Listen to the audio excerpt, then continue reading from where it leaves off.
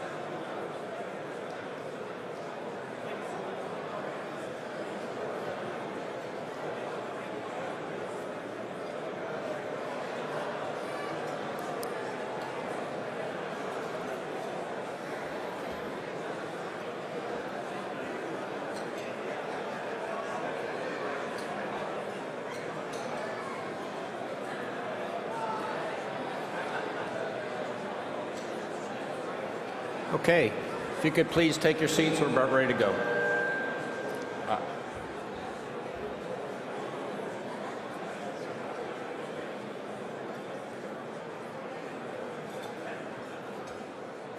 Still some vacant seats up here in the front of the church.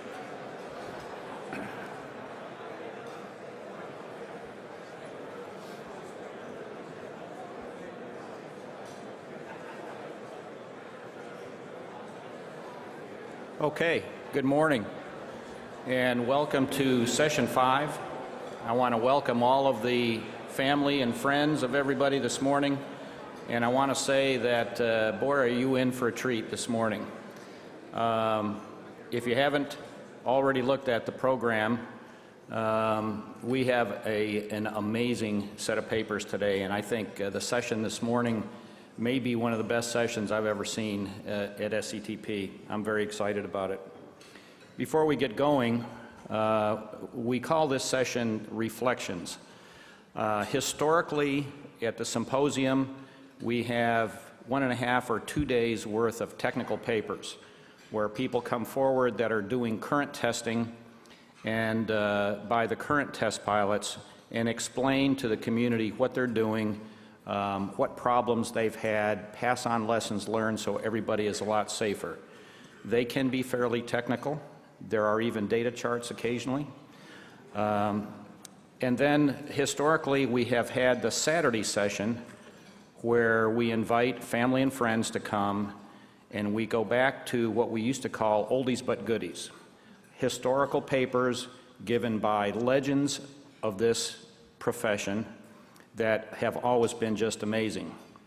I think over the past few years, and it's a sign that the society is very healthy, We have had so many technical papers presented that we have not only started the symposium earlier on Thursday to get more papers in, but we have even taken some of the technical papers and pushed them into Saturday. What that has done is it has cut down on the number of classic papers that we could present, and it also tends to have some of our families come in and say, I don't want to watch this stuff. So this year when we were planning this, we said, I think we need to go back to where we were before, and I think we really need to focus on some classic papers of historical programs and have a super session. And we had a real champion step forward, and Mr. Paul Metz said, I will do that. So what Paul did is he went out and actively contacted some of the legends of flight test and said, would you put together a paper and bring it to the Saturday session this year? And I think you can see on your sheet, we have some incredible people here going to talk about some incredible programs. So I'd like to thank Paul right up front.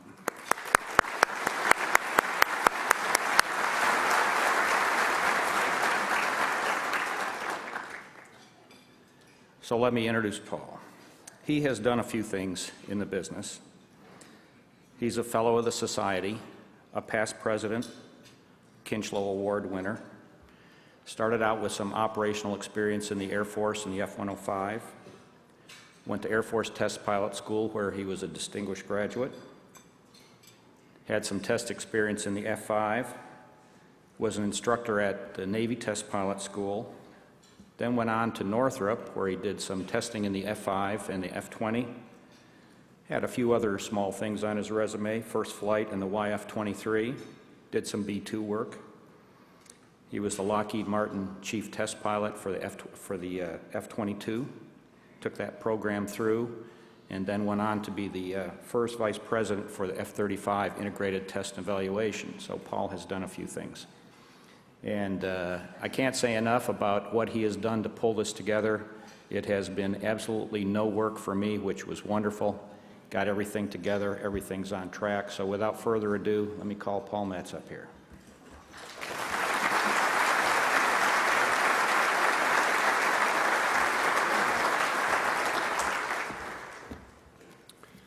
Well, as Terry mentioned, from 1973 to 1987, Saturday mornings were the oldies but goodies.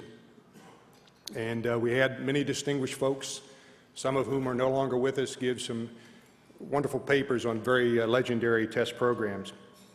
And I can remember sitting right out there in the audience as a much younger test pilot thinking that, well, these old airplanes certainly aren't as sophisticated as what we have today. And that bit of arrogance on my part was tempered with the realization that whenever you stand on the edge of technology in any generation or any decade, you stand on the edge of risk. And in the days before computers and before high-fidelity simulations, the risk could be enormous. Nonetheless, the old programs reinforced the constants of our profession. A test pilot must be a good stick and rudder person, obviously, but he also must be an engineer that's willing and able to work with other engineers to define and then refine the airplane. He has to be able to work under pressure and bring back the data and be able to describe it in both the written and the verbal word, not only to highly technical people, but to the average person in the public. And finally, he must have integrity, an integrity that transcends the pressure from management, business leaders that would like to hear a different answer than the one the test pilot brings. That distinguishes his integrity. So I enjoin you to sit back and relax and take a look at 7 reflections of our test piloting past. One note, there are full biographical sketches of all our presenters available out here at the desk. I'm not going to begin to read all of those today, but I would invite you to look at them. They're very, very impressive. Our theme is prototypes, demonstrating technology, promises, and pitfalls. A research aircraft is a designed-for-purpose airplane to go get specific technical knowledge that is then applied in the design of other aircraft. it might be structures, it might be aerothermal, aerodynamics, propulsion, made-for-purpose airplane. The prototype is a pattern, the beginnings of an aircraft that we produced in quantity and turned over to the average pilot. The distinguishing mark between a research vehicle and a prototype is that they answer a specific operational need. Now, prototypes have been with us since the beginning of flight. Initially, they were probably more based on imagination of what flight should be than sound aerodynamic principles. But as those principles became known and understood, we began to answer specific operational needs, operational questions, such things as how do we lift extremely heavy loads? And are there alternate forms of propulsion that can take us higher and faster?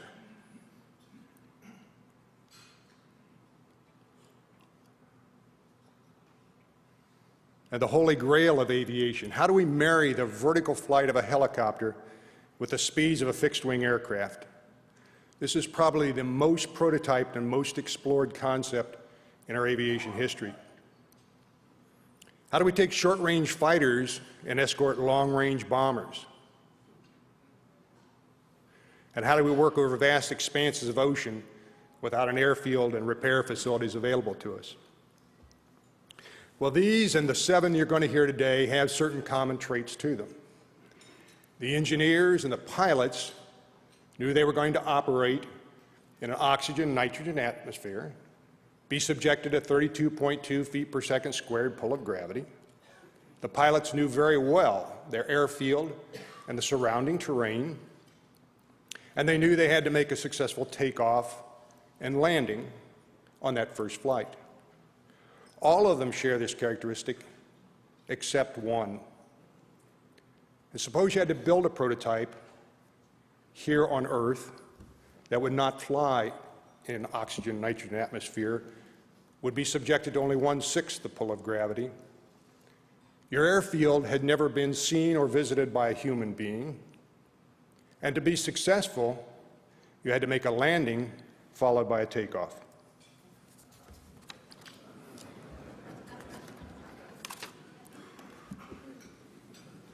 Neil A. Armstrong flew 78 combat missions as a naval aviator from the aircraft carrier Essex during the Korean War, and he subsequently served 17 years with NACA and later NASA as an engineer, test pilot, astronaut, and administrator. As a research pilot at NASA's Flight Research Center at Edwards, he flew most of the early supersonic jets, including the X-1, the variable swept-wing X-5, the vertical takeoff and landing X-14, and the well-known X-15, which he flew to over 200,000 feet altitude in Mach 5.74. He transferred to astronaut status in '62 and commanded Gemini 8 in '66 when he performed the first successful docking of 2 vehicles in space. And as spacecraft commander for Apollo 11, he, with colleagues Mike Collins and Buzz Aldrin, completed the first landing mission to the moon. He's been the holder of 13 world records in aviation and space. He received his engineering degrees from Purdue University and University in Southern California. And between '71 and '79, he was professor of aerospace engineering at the University of Cincinnati. He's a member of the National Academy of Engineering and is a fellow and a charter member of this society. So it's my great pleasure to introduce Neil Armstrong to tell us about the Lunar Lander research vehicles and the Lunar Lander training vehicles. Neil?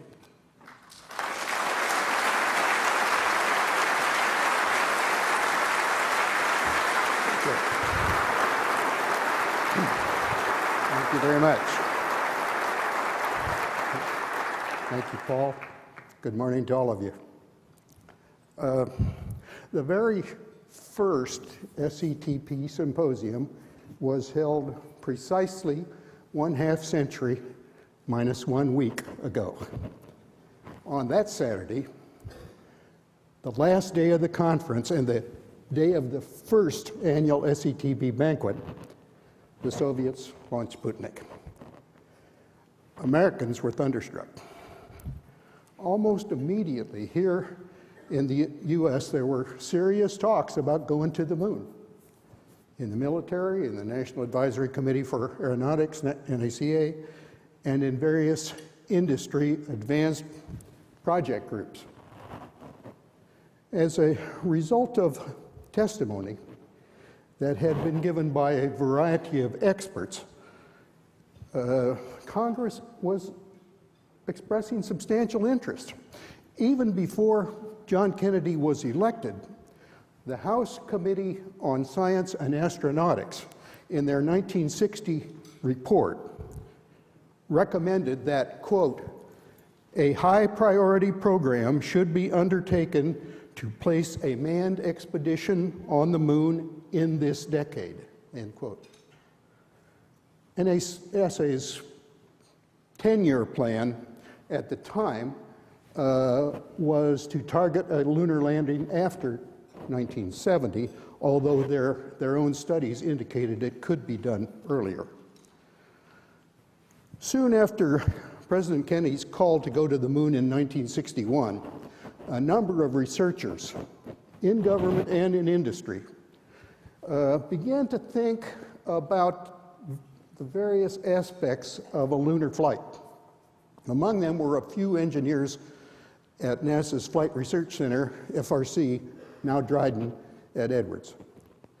See if I can make this work. Those of us there at the time, like most of the industry, envisaged a multi-stage spacecraft that would depart Earth orbit, fly to and land on the moon, take off, and then return directly to Earth. A primary question of the time was to whether to use one large rocket booster of the proposed Nova class, about the size and no doubt the weight of the Empire State Building, or to use a number of smaller rockets to launch parts of the spacecraft into Earth orbit where they would be assembled and fueled prior to departure. In either case, the configuration of the craft to be landed on the surface was unknown, but assumed to be large. In order to obtain experience here on Earth in landing such a large machine on the moon, the initial Flight Research Center idea was to build a craft that would carry the actual lunar landing craft or a replica of it. The carrier craft would include those systems which would compensate for the change in gravity and atmosphere, permitting the spacecraft to simulate free-flight lunar descents and landings. It was an impractical idea, considering the fact that no one knew what the spacecraft would look like. In January of 1962, FRC proposed a free-flight lunar landing simulator program consisting of three parts: a preliminary study, a research test vehicle, and an Apollo flight simulator. The research test vehicle would be small, relatively inexpensive, and independent of the actual Apollo configuration. It was intended to investigate the inherent problems of lunar descents from altitudes of up to 2,000 feet and have the capacity to vary control characteristics, cockpit configuration, displays, and landing gear geometry, and so on. They considered a helicopter and a lunar vehicle of the same mass over Earth in the helicopter, and if there were no drag, the horizontal component of acceleration would be approximately proportional to the tilt angle of the rotor. Over the moon, where there is definitely no drag and weight is only 1/6 of Earth, the same amount of acceleration requires nearly 6 times the tilt angle. The proposed technique for simulating the lunar gravity was simple in principle. Reduce the apparent weight of the craft to its value while flying over the moon. The proposed method: install a jet engine underneath or within the machine on gimbals. So the thrust was always vertically upward. The engine thrust would then be adjusted so that the craft's net weight, that is its gross weight minus the engine thrust, would equal its lunar equivalent. Traversing large pitch or roll angles, of course, requires either more time or more control power. It was suspected that the control characteristics that were ideal here on Earth may not be at all acceptable over the moon. The force required to lift the net weight would be provided by throttleable rockets. With the proposed 1-year construction time and a 2-year flight test program, it was believed that the results could significantly assist the design team at North American Aviation, who had just won the contract for the Apollo spacecraft a few months earlier. In the proposed third phase, an Apollo landing simulator would be constructed based on the flight test results from the research vehicle and the developing configuration of the Apollo spacecraft. It would, of course, also be a free-flying machine used to develop procedures and techniques and equipment and, of course, be used for Apollo crew training.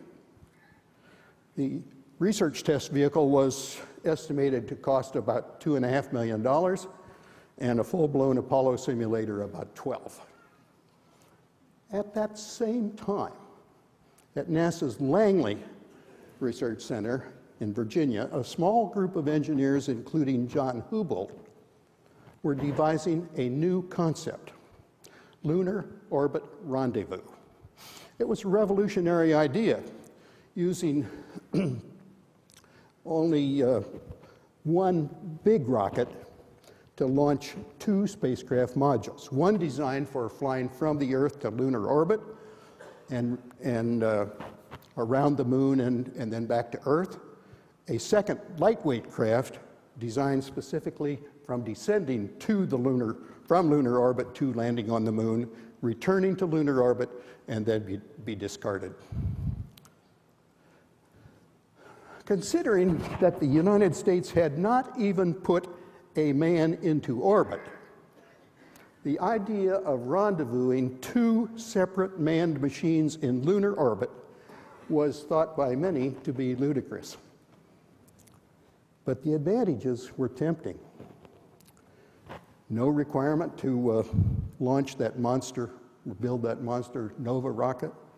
No requirement to launch a fleet of rockets. No requirement to assemble the lunar machine in Earth orbit. Perhaps most importantly, a potential 2-year saving in reaching the end of the decade goal and about $2 billion in cost. By the summer of '62, the lunar orbit rendezvous technique and its resultant new vehicle, the Lunar Excursion Module, had been approved. In November, Grumman on Long Island was selected to design and build the LEM. Apparently, the word excursion was regarded by some as sounding too much like a holiday and was deleted from the designation. LEM was still pronounced the same way, but its acronym was now just LM. 3 months later, on the other end of New York State, in Buffalo, Bell Aerosystems was awarded a contract to design and build 2 lunar landing research vehicles. As the LEM was not yet designed, there could be no attempt to match its configuration. Once it was decided to use the lunar module specifically for the descent and landing job, the research requirements were much more easily focused. The general configuration converged rapidly, and teams at both NASA and Grumman began laboratory simulations of the control characteristics, touchdown accuracy, visibility, and display requirements. The early simulations were universally done on analog computers, digital machines of the time were far too slow for flight simulations in real time. The first lunar flying simulations were conducted using helicopters. Unfortunately, they were incapable of investigating the problems of most concern. They could neither replicate the consequences of lunar gravity nor the handling qualities of reaction control systems on those kind of machines. They could approximate a range of final descent trajectories, but that often required flying for substantial periods on the wrong side of the dead man's curve. The X-14, let's see if I get this, might be a useful simulator, some thought, although it could not duplicate the effects of reduced gravity. Its reaction control system was quite variable and could replicate a wide variety of control characteristics that were directly applicable to lunar flight. Some lunar final approach simulations were performed in early 1964, but without the lunar gravity characteristics, they were of limited usefulness. Independently, at NASA's Langley Research Center, an alternate approach to lunar simulation was initiated. The Lunar Landing Research Facility, LLRF, looked like a dirigible hangar after a tornado. Again, the idea was to duplicate the lunar gravity and control characteristics. The method was to lower the vehicle apparent weight to its lunar equivalent by lifting upward with a vertical cable attached to a traveling bridge crane. A complex electro-hydraulic system kept the crane platform directly over the machine and the cables vertical with an upward force equal to 5/6 of the vehicle weight. It had a wonderful assortment of structural and cable stretch and pendulous frequencies requiring innovative compensation networks. It was indeed an engineer's delight. But after the,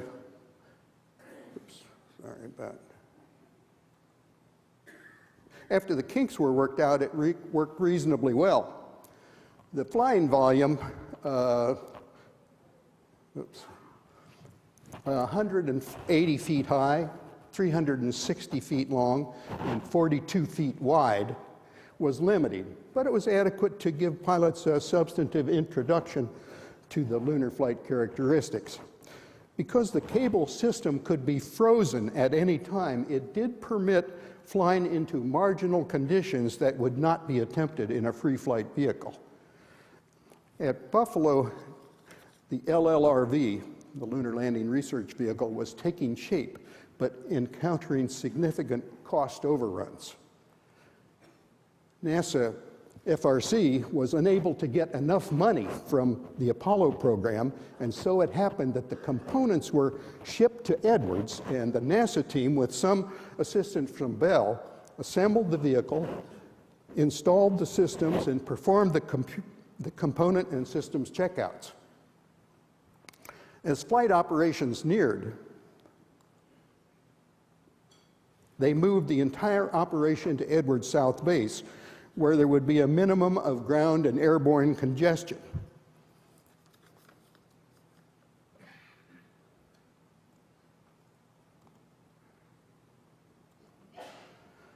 The first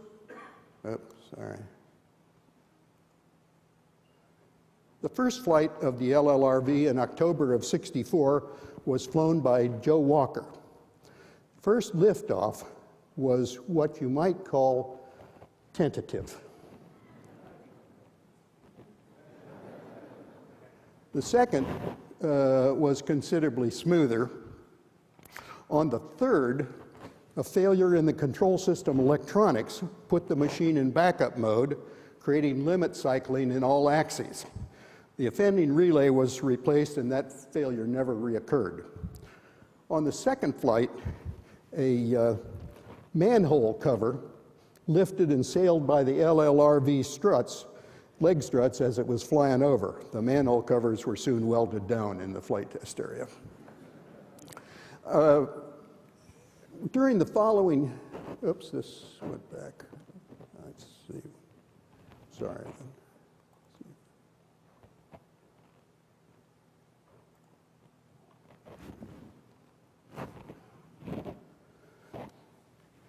Well, not sure what this is. During the following year, Joe Walker and Don Malik flew about 150 development flights, expanding the flight envelope and investigating the adequacy of the design and the systems. And they had a myriad of flight control configurations that were possible. Early flights had casters on the landing gear, but the wind would push the machine around on the ramp, and the casters had no brakes, so they were later replaced with foot pads.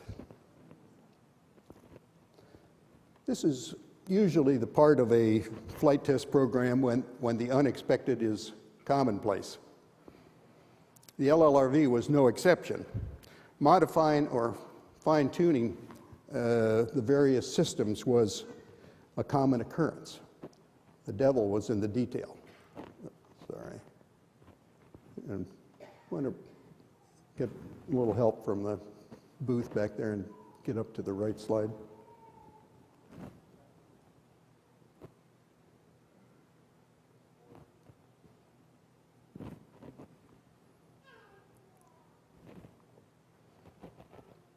Keep going. Another. Okay, thank you. Modifying or fine-tuning the various systems was a common occurrence. The auto throttle needed to know the vehicle's instantaneous weight, so accuracy of the onboard system to weigh the machine in flight was critical. That turned out to be complicated. EMI was a problem, and devising appropriate electronic filters was an everyday job. The aerodynamic drag compensation was contrary. Uneven feeding from the lift rocket propellant tanks created roll unbalances, which were solved with a unique roll trim system. It took a year to get the kinks rolled out.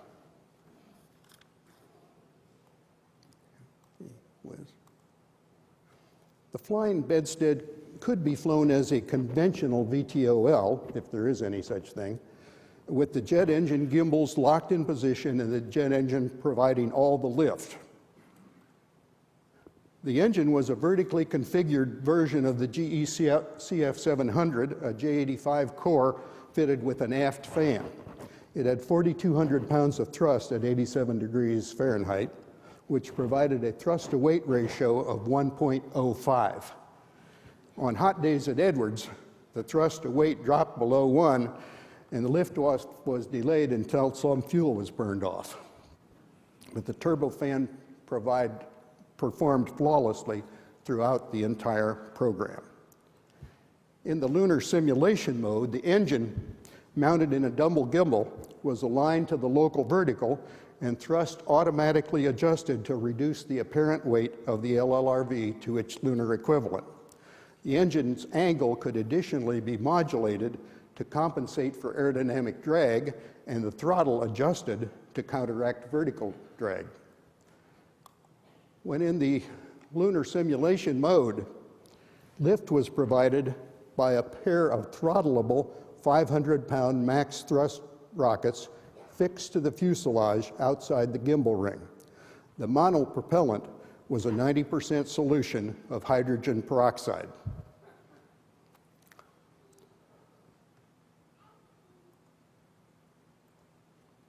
In the lunar simulation mode, as you can see, the engine is aligned approximately with the local vertical. Pilots generally preferred flying in the VTOL, or Earth mode, because of the ability to start and stop translation rates with small attitude changes. Decelerating in the lunar simulation mode, conversely, was like trying to stop a downhill putt on a fast green. Uncontrollably large attitudes were required for reasonable decelerations. Altitude control, on the other hand, was very much better in lunar simulation. Response time for the jet engine throttle changes was about 1 second, while the lift rocket's response was only 24 milliseconds, providing very crisp control. The LLRV cockpit was outfitted with a conventional stick and rudder pedals, a standard console throttle for the jet engine, and a collective stick for the lift rockets. The attitude control system was a dual fly-by-wire system. To the best of my knowledge, it was the first fly-by-wire system that did not have a mechanical backup. There was also a dual set of attitude control thrusters, which could be ground adjusted, giving a wide range of control power. Stick and rudder deflection in the primary mode could command angular acceleration, angular rate, or attitude. Obvious to everyone here, having the CG located on the engine centerline was highly desirable. Out-of-balance conditions could only be compensated by attitude thruster firings. Similarly, as airspeed increased, the drag and the aerodynamic moments would increase, and flight control system would have to work harder and harder to counteract them. That meant the attitude rockets were firing more and more frequently. Warning lights would indicate to the pilot when roll attitude thrusters were firing excessively, and flight controllers on the ground would radio warnings when telemetry indicated that the thrusters reached 80% of saturation. The pilot would then slow down to reduce aerodynamic moment and could activate both attitude control systems if required. As you all know, if you want cool temperatures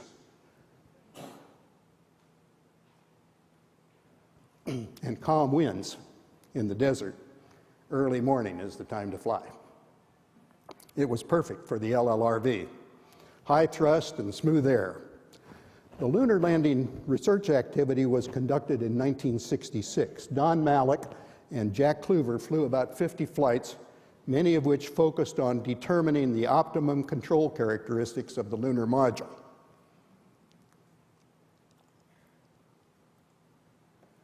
LLRV flights demonstrated that much lower control powers were acceptable than had been expected based on VTOL experience. It was a welcome surprise because low control powers result in low attitude control propellant consumption and weight. Other investigations delve more deeply in how to minimize aerodynamic effects and evaluation of various final descent trajectories in the lunar simulation mode, and various cockpit and control changes to make it more compatible with the lunar module. Don Malik and Jack Kluver at the 10th SETP Symposium 41 years ago gave a paper on this work. To my knowledge, that was the last SETP paper given on the program and possibly the last in any professional society. In their concluding remarks, they said, quote, "The value of the LLRV for lunar landing simulation seems to be unexcelled," end quote. And that completed the development and research phases of the program. The 204 flights had accumulated 16.8 hours of flight time, an average about 5 minutes per flight. It was time to put the machines to work doing what they hoped they could do, preparing Apollo crews to make successful lunar landings. The machines were moved to the NASA Manned Spacecraft Center's flight operations at Ellington Air Force Base in Houston. During 1965 and 66, it was increasingly obvious that there was a need for a trainer that was more consistent with the lunar module, whose physical characteristics were now becoming established. Building a lunar module that would fly on Earth like a LLRV was possible, but prohibitively time-consuming and expensive. Serendipitously, the LLRV, although predating the lunar module, was not all that different in physical size and control rocket geometry. An advanced version of the LLRV, modified to match the LEM characteristics, could be built relatively cheaply and quickly. And so the Lunar Landing Training Vehicle, or LLTV, was born. It featured a partially enclosed cockpit with a LEM-like visibility, a 3-axis control-mounted side stick, a lift rocket throttle replacing the collective, LEM displays, a rate command attitude hold system that closely approximated the expected lunar module performance. The LLTV proved to be an excellent simulator and was highly regarded by the Apollo lunar module crews as necessary to lunar landing preparation. But it was unforgiving.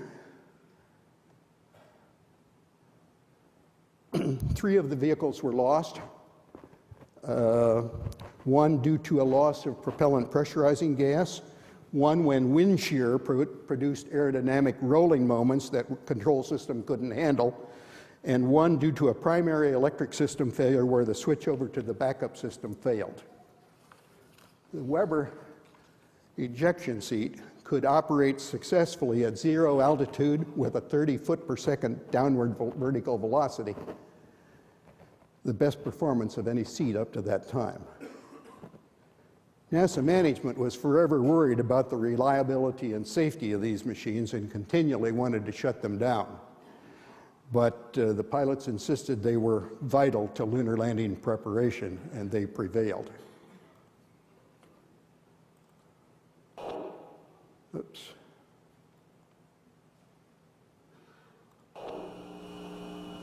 The LLTV flight syllabus for Apollo commanders was typically 22 flights beginning with gimbal-locked hover and transition, then flights with the turbofan aligned to the local vertical, then increasingly difficult final approaches to landing in the full lunar simulation mode with the control power and rate command attitude hold system matching the lunar module. Typically, the pilot took off with the gimbals locked, flew out to the inner marker, which in this case was about 400 to 500 feet altitude, about a quarter of a mile from the intended touchdown spot. Arriving at the IP, he began a descent toward the target, switched into the lunar simulation mode, energized the lift rockets, and practiced a lunar landing.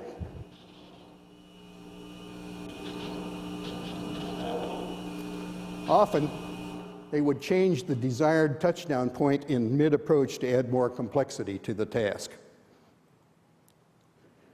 I was most fortunate to be involved throughout the entire lunar flying development, beginning with the Lunar Research Test Vehicle proposed in 1961. I had the pleasure of flying every one of the machines, the helicopters, the X-14A, the LLRF, the ground-based simulators, the LLRV, the LLTV, the lunar module, and even the Weber ejection seat, the last not by choice. Now the United States is planning to return to the moon.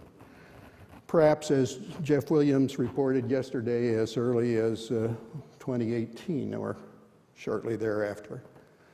And when that craft is on final approach to that flat-tipped rock ridge near Shackleton Crater, I hope that the person at the controls has a simulation experience that is at least as good as the LLTV provided the Apollo crews a half-century later. Thank you.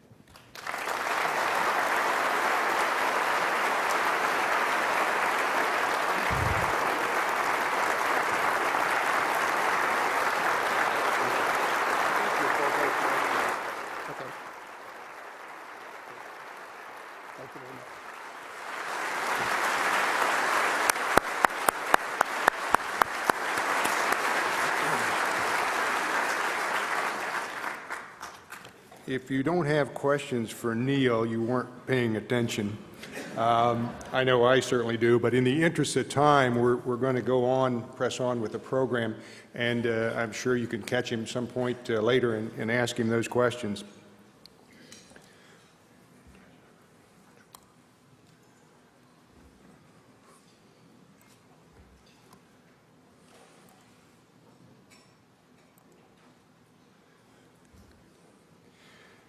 A lot of us might think that supersonic flight began and ended with Chuck Yeager's X-1 breaking of the sound barrier. But there was again a wide difference between the pure research of that aircraft and being able to operationally utilize supersonic flight. And subsequently, a number of prototypes were used to explore the boundary, the transonic area, as well as the supersonic regime, not all being successful. Our next paper covers one of those efforts to explore the boundary. Captain Eric Brown had a 31-year career in the Royal Navy and is the Fleet Air Arm's most decorated pilot. He explained to me that he is still on active duty at the direct request of Lord Admiral Nelson.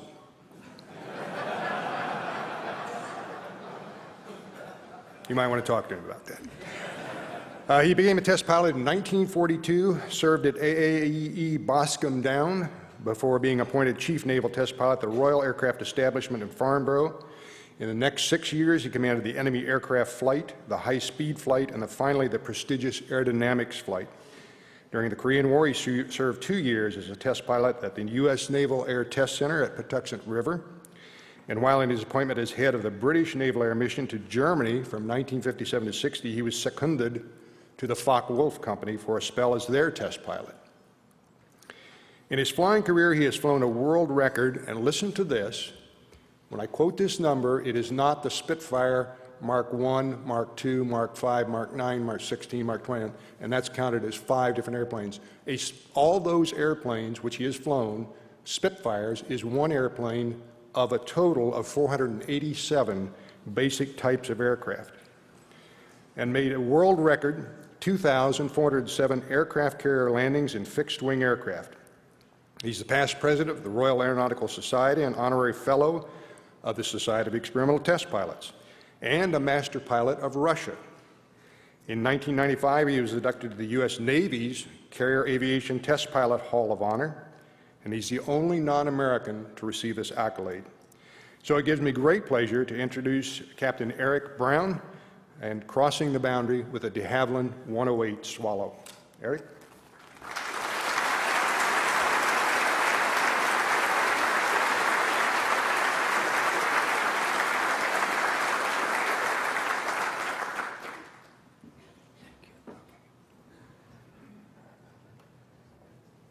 Mr. SETP President, ladies and gentlemen, today I'm going to talk to you about a serial killer. And this goes back to the days at the end of World War II, when the aviation world was bemused by the Aladdin's cave of advanced technology we found in defeated Germany.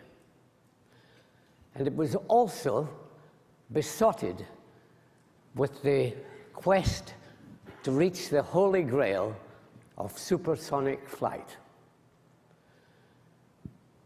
In October 1945, at the Royal Aircraft Establishment, Farnborough, which is the near equivalent in effect as Edwards Air Force Base, we gave an exhibition of all the captured German aircraft we had, which was considerable, I may say. There were 53 different types of German aircraft.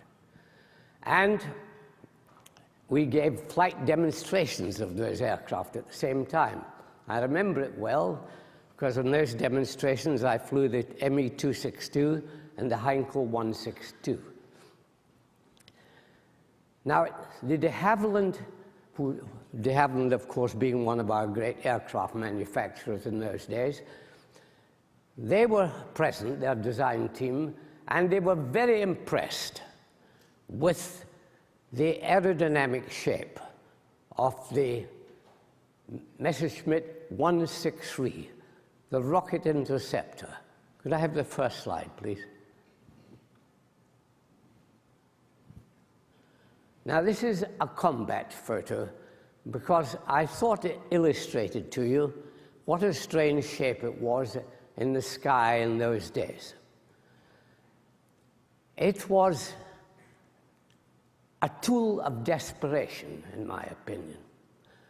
It was a rocket aircraft full of innovations, but combat record not terribly exciting. It destroyed a total of 16 enemy aircraft, both bombers and fighters, and lost itself 10 aircraft. Not a very distinguished record.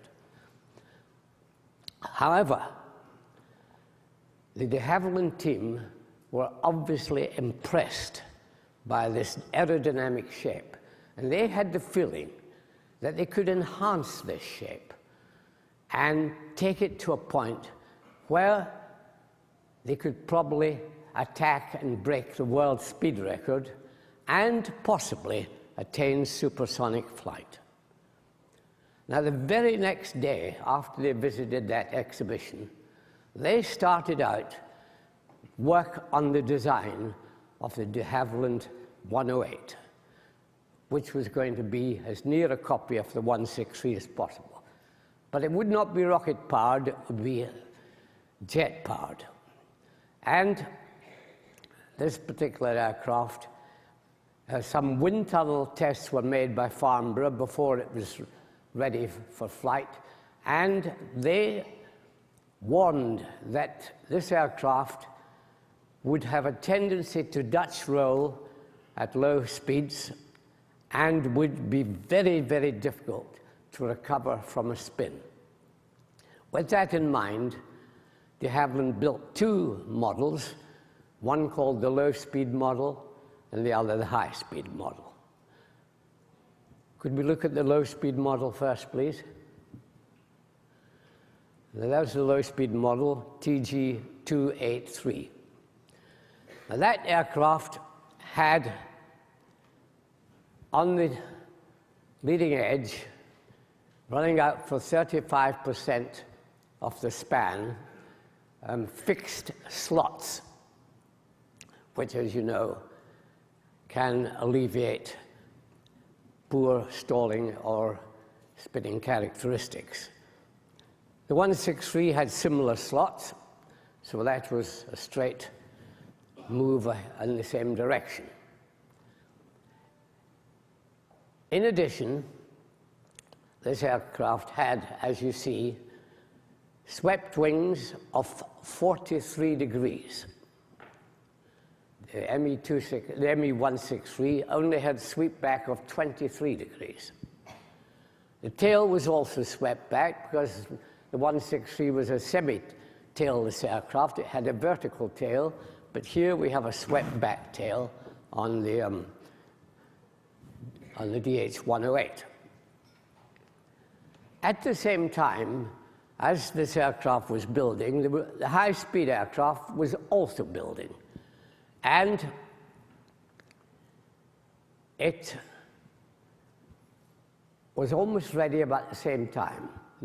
The low-speed version made its first flight in May 1946. And 1 month later, the high-speed version made its first flight. The differences were that in the high-speed version, could I have the next slide, please? You had, instead of fixed slots, you had Handley Page automatic slats, movable slats on the leading edge. You also had a redesigned cockpit. Sweep back was increased to 45 degrees from 43 degrees, and the power of the jet engine was an axial flow jet engine, a centrifugal flow jet engine, was upped from 3,000 pounds static thrust in the first aircraft to 3,300 in the second. And flight started with the chief test pilot, Geoffrey de Havilland, who was the son of the owner of de Havilland factory, and incidentally was a cousin of the Hollywood actress Olivia de Havilland. And Geoffrey was an experienced test pilot, and after a few flights, he felt they were ready to have a go at preparing for the world speed record attempt. So he took out TG-306, and his program was going to be to start at 10,000 feet and dive down to about 7,000 and gradually come and make a full speed level flight at 7,000 feet, come down in steps of 1,000 feet till he got down to the low level at which in those days any attempt on the world speed record had to be made below 1,100 feet. So he went up, made his first dive from 10,000, leveled out, and gave it full power to racket up the speed. And suddenly, without any warning, the aircraft totally disintegrated. And it fell into the mudflats of the Thames estuary. And of course, the body of Geoffrey was very close by. We recovered almost all the wreckage. When we examined Geoffrey's body, his parachute was unopened and his neck was broken. At first, of course, it was thought that the parachute had failed and he had just broken his neck by impact with the ground.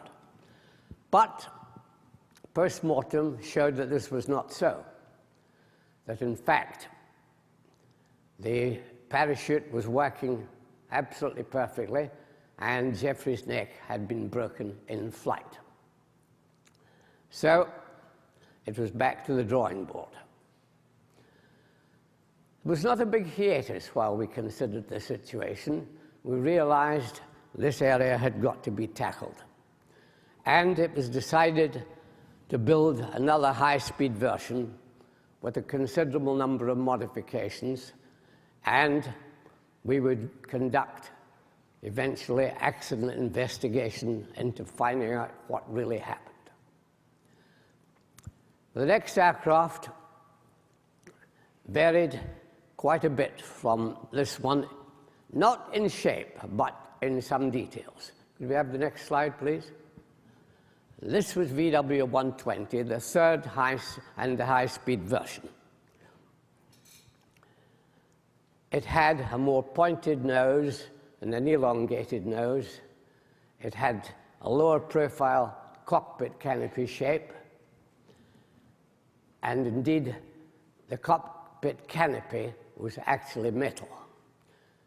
But the main two things it had were strengthened wings and an ejection seat. It also had two-way trimmer flaps with a range from 12 degrees up to 4 degrees down. And the elevons were powered as controls and had variable feedback to the pilot. So in this condition, I was made the project officer of it at this stage, and we had three goals. The first was to investigate the spinning characteristics of the aircraft. I haven't time to go into these now, except to say I had some very hairy moments. And the second one was we wanted to investigate the high Mach number characteristics of the aircraft. In that area, I think I best describe, I think it was about the third flight I did when we decided to take it up to the limit we could. And from 45,000 feet, I dived it down to a Mach number of 0.985. So near and yet so far. But at 985, we had run out of elevon, or elevator in this case, that part of the elevon, control. It was solid on the back stop. And indeed, the only way of recovery at that point was to use the trimmer flap and haul out, because the force had got beyond what I could cope with, and it was of the order of about 110 pounds. So we decided we'd leave it at that, but we'd accumulated, in our opinion, enough information to go on to the accident investigation part of the program. In other words, my brief was to simulate the conditions under which we knew the first disaster occurred. So I took it up to the same height, at 10,000 feet, dived, and opened up to full power at 7,000 feet. The other thing that had to be introduced into this was we had discovered that when the first aircraft broke up, it was in slightly bumpy conditions. So we were going to simulate this. And I was told that as I settled in each run, I was just to give the stick a tweak to start a little oscillation. Now known as a PIO. What I got, I can assure you, was more than a PIO. But nevertheless, at 7,000 feet, the first run, perfectly okay. Came down, the Mach number, incidentally, at which Jeffrey we had a flight recorder in the aircraft. The Mach number at which Jeffrey's aircraft had disintegrated was 0.875 at 7,000 feet. It's worth remembering, 875 at 7,000. We were now at 7,000, and I was running at 8.8, and no problem. Down to 6, similarly no problem. Down to 5, again, no problem. But it was at 4,000, when we were in slightly bumpier air, I think, and I was at Mach 0.88 at 4,000, and I gave the stick another tweak, and in a flash, had a runaway divergent longitudinal oscillation. I don't call it a PIO, I give it the long name, because believe you me, it was a stinker. Anyway, we had recording equipment, of course, in the aircraft, in the back of the aircraft, and additionally, we had a mirror set up in the cockpit and directed at my head, so that I found out they could see what was happening. And when this started, my head started, before that, I'd been warned that this was a possibility and I must put my seat down to the lowest level. But when it happened, my head was being thrown forward against my neck, my chin hitting my breastbone, and snapped back onto the pad behind me. The motion was 3 cycles a second, and in each cycle was recorded plus 4G and minus 3G. From passing aircraft, who happened to be other test aircraft, they said the aircraft disappeared into a blur. It was as violent as that. But strengthening the wings must have done the trick. Anyway, this lasted, and the doctors after the event, the medics estimated that 10 seconds of this would cause unconsciousness. So after 7 seconds, I was very fortunate and moved the stick gently back when I say gently back, was totally instinctive. My mind was not working at all with this motion, and I couldn't have raised my hands with the G to pull the ejection seat blind, but my arms were down. I had held my grip on the stick the whole time, and I moved the stick and the throttle instinctively, I repeat, back. And as suddenly as it started, after 7 seconds, it stopped. When we analyzed the flight, we realized, of course, that right away we'd have to put limitations on the speeds that we could operate on and the weather conditions, etc. And we decided also to set values on the feedback component to the powered elevons. We did not stop the program because I insisted that my pilots must be allowed to keep in touch and also not be given an aura of, if you like, distrust of this aircraft, where they wouldn't wish to fly it anymore. So we did continue gently until we were cleared to go ahead with further tests. We didn't totally go the whole hog any further, but I knew some of the young pilots in my flight were pretty keen to have another bash at things. And but I reined them in for a while.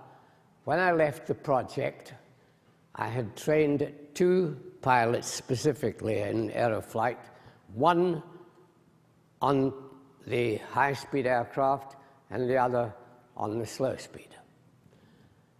And 5 months after I left, this aircraft crashed vertically into the ground north of London for a cause which to this day is still uncertain. But the suspicion is he went beyond the limitations we had laid down.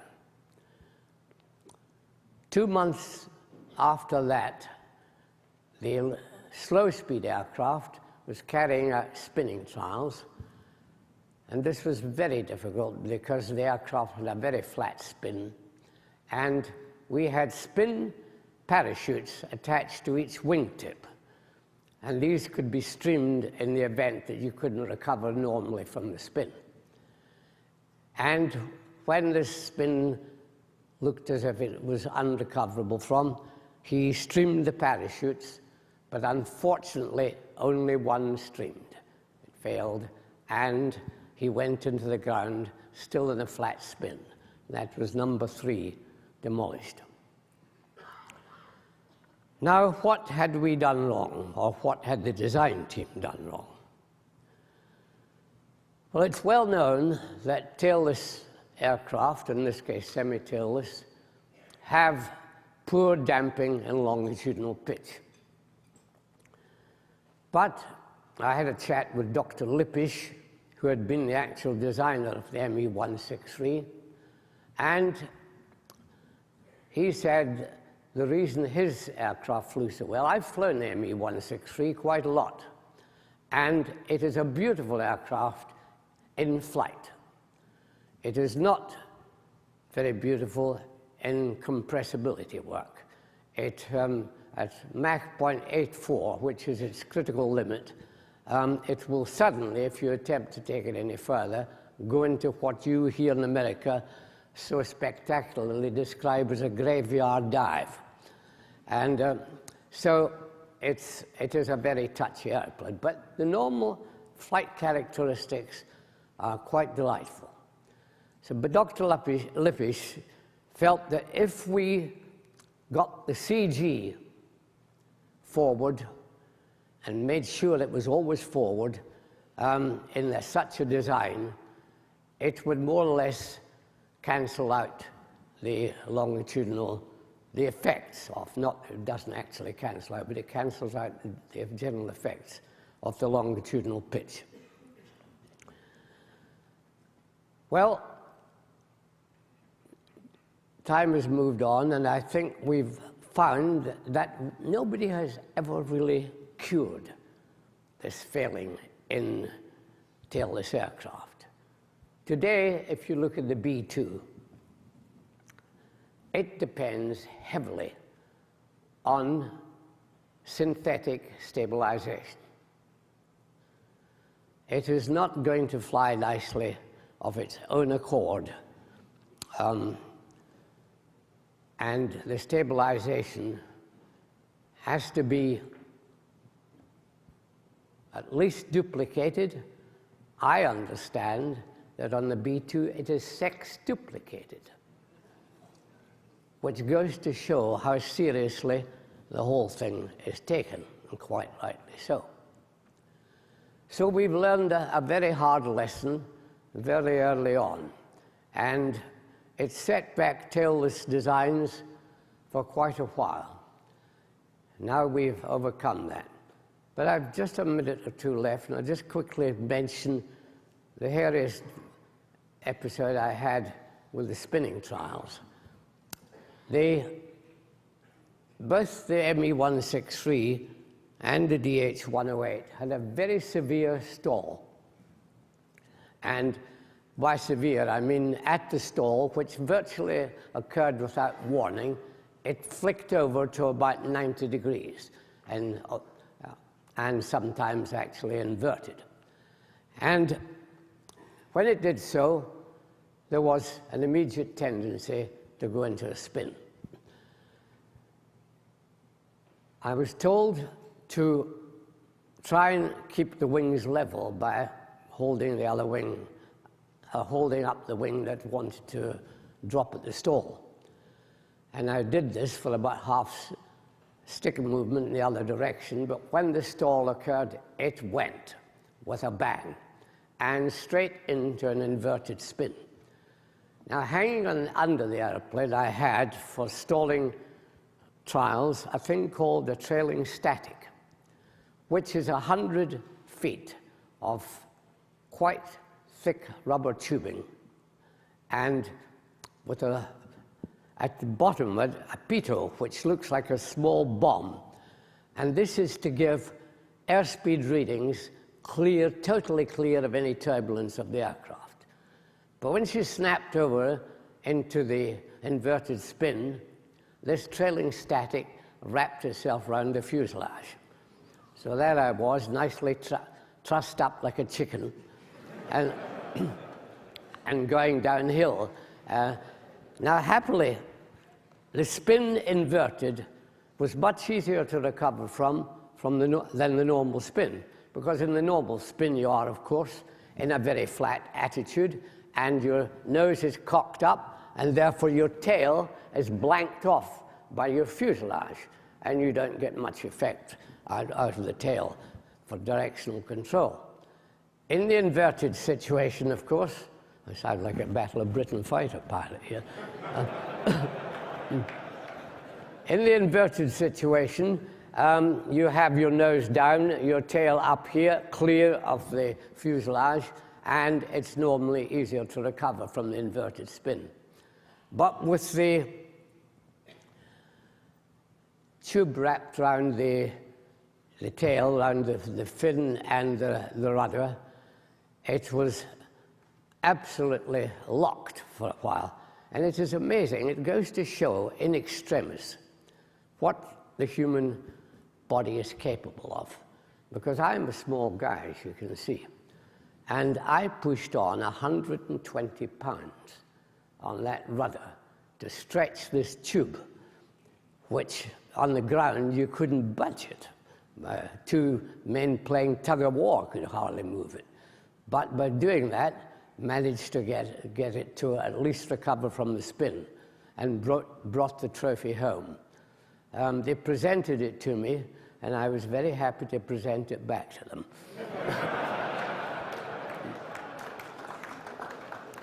Anyway, ladies and gentlemen, I think I've just about run the gamut of my talk to you. and I hope you've enjoyed it. And if you have any questions, I'll do my best to answer them.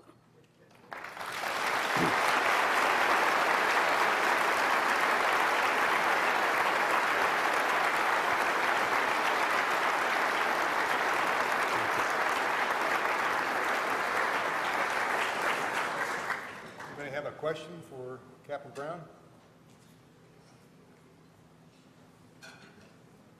Okay, thank you very much, Eric. Thank you.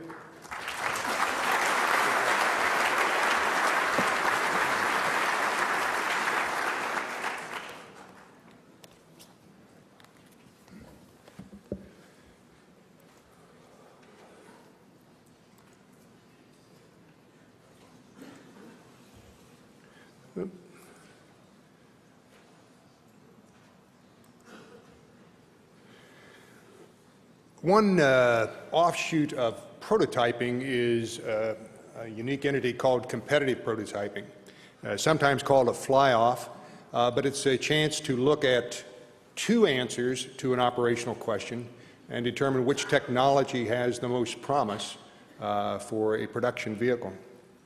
And that is the subject of our next presentation with the 5 gentlemen you see up here. I'll introduce the lead of the team, Floyd Stroup, and he will give the introductions to the other 4 test pilots. Floyd entered U.S. Air Force Research, Aerospace Research Pilot School in '64, and he homesteaded Air Force at Air Force Flight Test Center from '65 through '78 when he retired. He conducted tests on the B-52, the F-111A, the FB-111A, C-130A, B, C, E, and H, C-5A, C-8A, and was the Combined Test Force Director for the AMST, the subject of today's paper. In '79 and '80, Floyd flew as an engineering test pilot for the Piper Aircraft Company, and he flew various Navajo and Cheyenne 3A development projects, of which he's reported on here at the Society. He's approved as an FAA DER in 1980 and performed development tests on the Piper Mojave, the Cheyenne 400 LS, the Piper Mirage, and the Piper Meridian.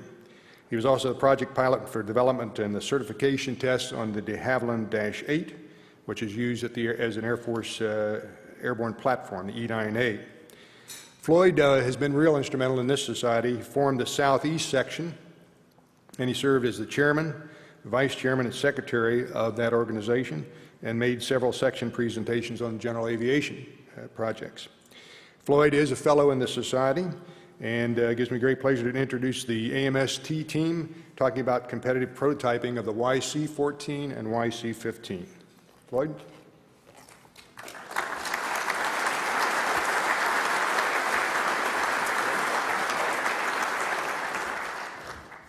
Good morning. You're probably wondering what's with these screwy-looking shirts, but tell you, once you retire, this is what you get to wear. And if you own a tie, you probably can't find it. If you do find it, it's probably still got some dribbling on it. And then you can't tie it anyway, so.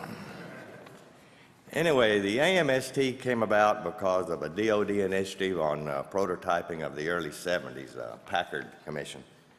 And the Air Force recognized they needed to haul bigger stuff for the Army that wouldn't fit in the 130 and the 141. Army, of course, doesn't want the stuff back in the back end. They want it up on the battlefront, so they wanted to go into unimproved fields, short fields usually. And so the Air Force figured that with jet technology of the day, perhaps they could come up with something that would cruise at higher speeds than a 130, and they could use the powered lift to get into short fields. Just briefly, I'm going to give you a couple of the significant features that I felt came out of this program. We had a joint test force run by the Flight Test Center, and it included contractors from Boeing and McDonnell Douglas, the Air Force Tech and Evaluation Center, then called AFTEC, which included the Army, which wanted to jump out of the airplane. They didn't want to fly it. And it also had a NASA contingent. Both airplanes were tested independently by independent teams that weren't allowed to talk to each other. The only people that flew both airplanes were Ad and myself. And Once the data was collected, whoever flew it, we shared all the data so that we didn't have to go back and repeat things. To maximize the experience, and this is tough to do for the pilots, we only had 2 pilots from each agency flying the airplane at the time, at least during the initial phases. Later on, in order to get broader pilot input, we did open up it so that other pilots could fly it. This is the first time that we had used a supercritical airfoil section on a large airplane. They were straight wings, and we wanted to go faster, so that's what we used. They both had both airplanes had redundant electronic flight control systems, which operated both up and away, as well as during approach and landing. Early in the program, we had a STOL engine also coming into play, but that was canceled for money considerations. And that's too bad, because in a way it ended up penalizing the YC-15, particularly during go-arounds and continued approaches to land with an engine failure. The first flight of the now popular CFM56, which you see on 737s and everything else, was made on a follow-on YC-15 program. We had a visual approach monitor, which gave you a flight path angle and predicted exactly where you're going to touch down. And while it was not deemed essential to the program, it really was very useful. On the YC-14, we had a new high flotation landing gear. In the YC-15, we actually tried out using a left-handed control stick, and it was very successful and very enjoyable to fly, clearing out the area in front of you. And that's now, by the way, used on a C-17. Both airplanes went to the Paris Air Show in 76, 77 time frame, and they also made extensive tours of Europe and the U.S. Just to show the airplane and look at the various facilities it would be using. Before I turn you over to our presenters, and I should have told you 30 seconds ago, give me the next slide, please. Do we have a slide? There we go. Okay, this is where I start talking. Okay. Before I turn you over to our presenters, I want to mention how we evaluated the airplane. With a few exceptions, and primarily cargo box dimension, that was fixed. You have to have a certain size box we can get stuff into. Nothing else was specific, such as size, speed, altitude, gross weight. You know, the contractors had free rein to do whatever they wanted to, engine configuration. And instead of a real specific criteria of how to do things, they gave us a list of critical test questions to determine suitability of the airplane.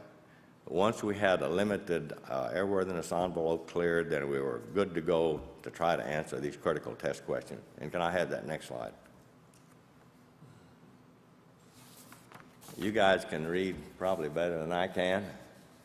These are really what our goals were, and I won't read them to you. I'll leave them up there for a minute. But summarizing, the Air Force really wanted to haul a reasonable oversized load into a short field and to have intercontinental unrefueled range. It also wanted the airplane to fit in with other jets and to find out if there were any peculiar STOL problems that we might run into. I believe, for the most part, both airplanes answered the test questions positively. They were, both airplanes we found needed improvement, which would have happened in a subsequent flow of things. We were able to show, however, we were heading in the right direction and that it would really be a suitable C-130 replacement. Now I'd like to introduce my cohorts, Ray McPherson and Dave Bittenbinder.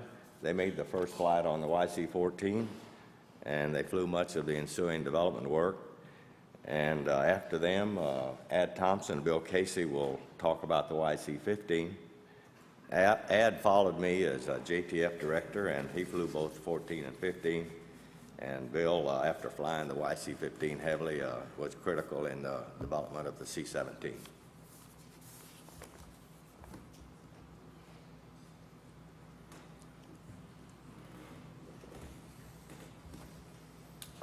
Good morning. We have been sitting here, I don't know about you folks, but I got a little chilly sitting in here. The Boeing company decided to use some large turbofan engines on this AMST configuration that they were working on, and they got them off the shelf, so they were quite reliable, and they were available, and they were large. At that time, about 51,000 pounds of thrust were rated, and they always believed in two engines being a good configuration, and so we could plan on some very good takeoff performance because of the two engines being available.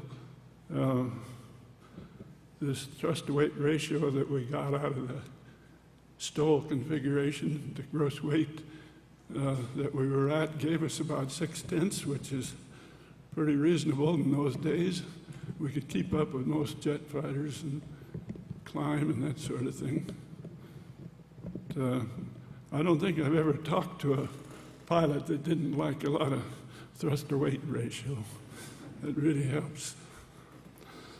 The engines were located, as you can see in the pictures here, fairly high on the wing and up front or forward. And they were brought in close to the fuselage to reduce the effects of an engine out, and it worked out to be a configuration that flew just about as well on one engine as it did on two. We weren't required to make a single engine takeoffs, but we did do several, and they worked out pretty good.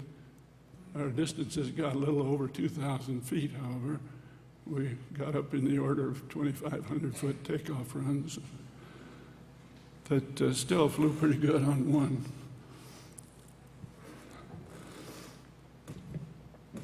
I think that the probably the most interesting part of this program to me was the powered lift that we developed with this combination, and it was one of the design features that was different than the YC-15.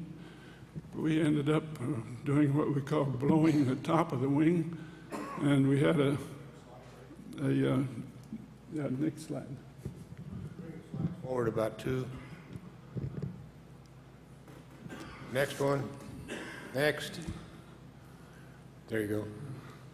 But here is an indication of the diagram of the engine relative to the wing, and as you see in the back of the wing, we have what we call a USB flap. That was upper surface blown flap that helped deflect the thrust coming from the engines. And when that flap was completely down, as is shown in this diagram, about 70 degrees, we could deflect the jet down at about 60 degrees. And it was a very efficient system, and we got a lot of good time on it. It didn't create any loss of flying time, anything like that, in trying to resolve it, and we did benefit from it. It's a simple system, really. Didn't take much to make it all work out, but next slide.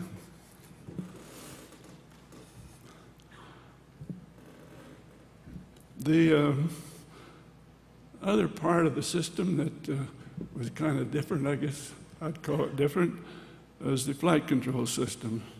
And we used 3 control surfaces per axis, at least 3. In some cases we had 4. And we were hydraulically powered.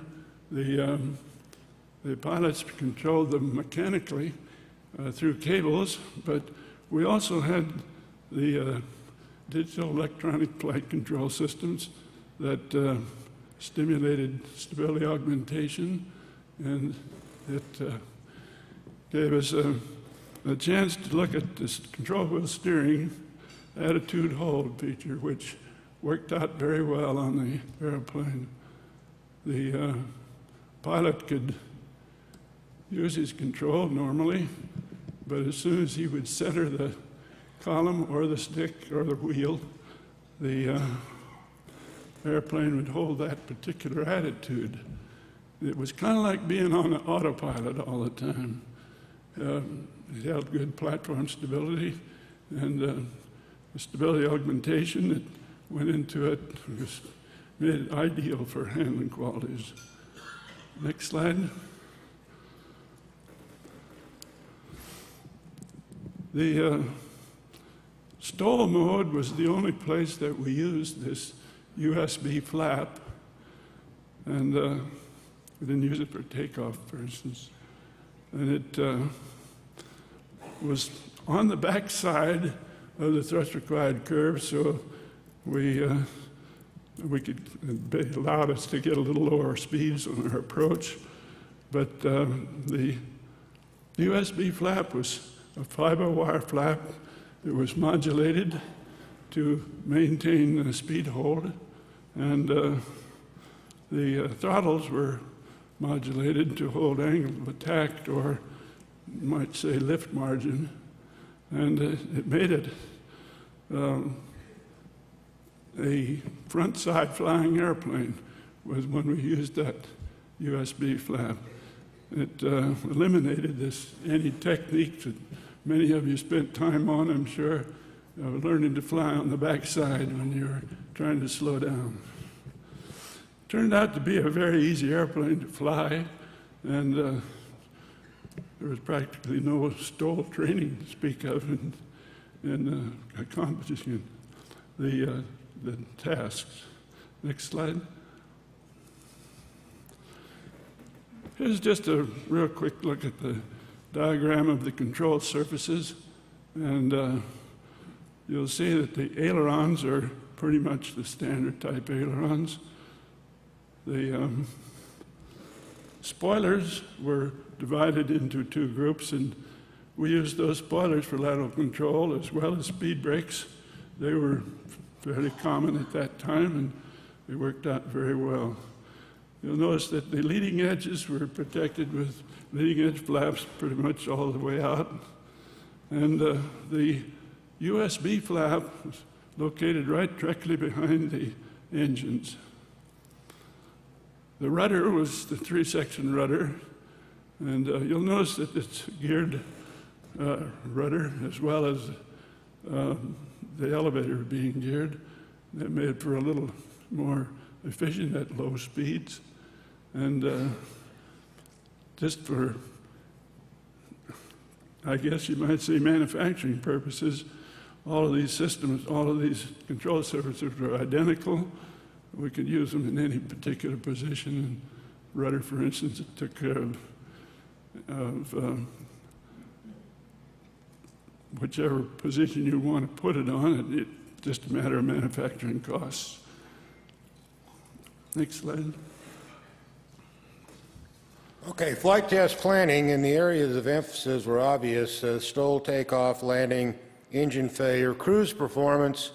That was a problem on this airplane, in that the supercritical wing didn't get as supercritical as it was supposed to, and we were using a little more gas and cruising significantly slower than what the design goals were. The aircraft system performance was just kind of a ride-along thing, and as Ray has talked about, the systems we had on the airplane were considered to be unique, difficult to maintain, out of this world for complexity, and are standard on today's airplanes. The flight test execution was the first flight, and the structural testing was at Seattle. That was an interesting aspect, in that the Edwards Mafia did not trust the lift equation application in the Puget Sound area, so they wanted us to do all the flying, including first flight out of Edwards. However, common sense prevailed, and eventually we did that, and then went down to Edwards Next slide, please. I should have gone on to that. To do the finalize the testing, and it was mentioned we also went to Europe and around the United States. When we're doing the flight test planning, now Robert E. Leo, remember this, we were talking about, man, if we could get 250 hours out of these prototypes, we're going to be doing really well.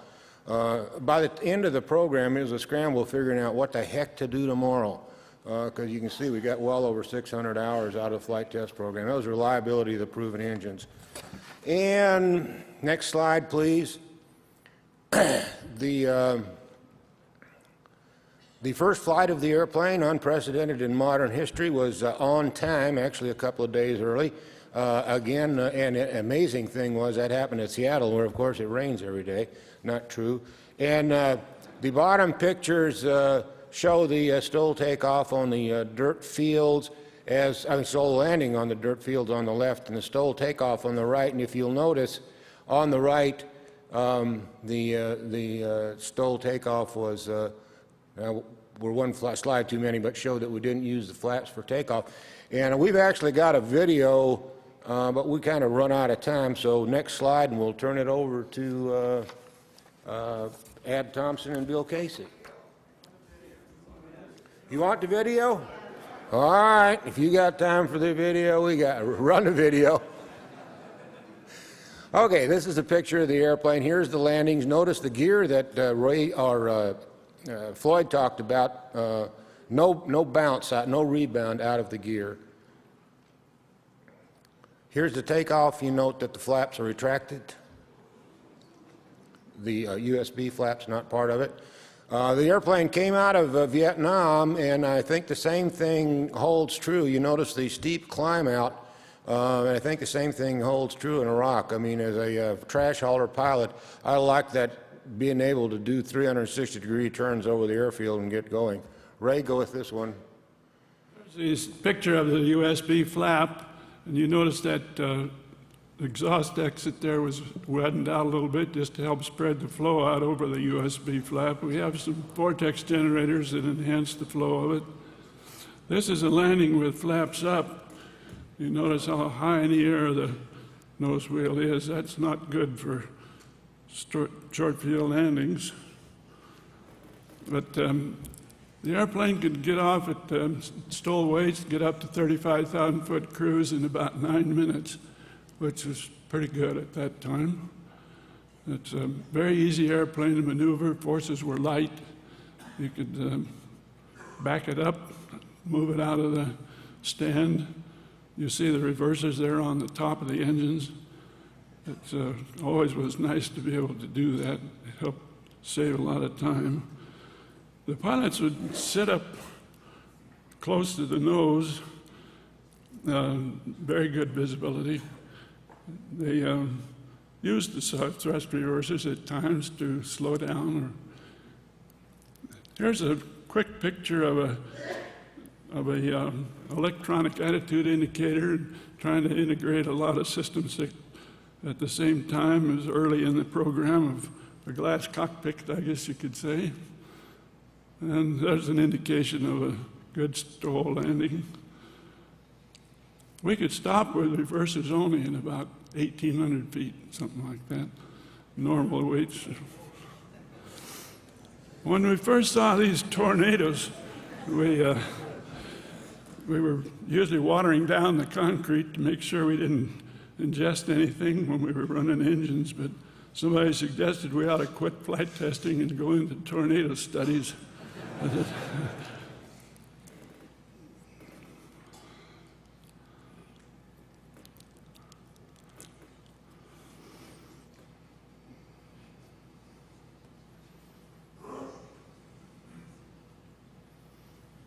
We talk about numbers of airplanes flown. This guy talks about types of airplanes jumped out of. I think he was at a little over 150 when we did this program. This is more of the flight test program. We had time to do the utilitarian thing with the heavy equipment drops. and as well as the LAPS drops, the flight control system helped in this immeasurably, in that rather than messing around, we could pick a flight angle and a flight deck angle and an airspeed in the airplane. The two are totally independent. This is just the airplane as we practiced some of the things. This is AVTEC proving the lift coefficient works at low altitude and having a good time out among the desert. We did a lot of the simulated refueling testing. As far as utilitarian of the airplane, we had numerous airplanes. You saw the helicopter, the Harrier, the A6, just to make sure that we didn't have any weird aerodynamic effects behind the wing or behind the airplane. I think our program proved that if you get a good wing, get some power on it, you can come up with a configuration that wasn't too bad looking. Dave and I thought this particular airplane was a good looking airplane, and not this one.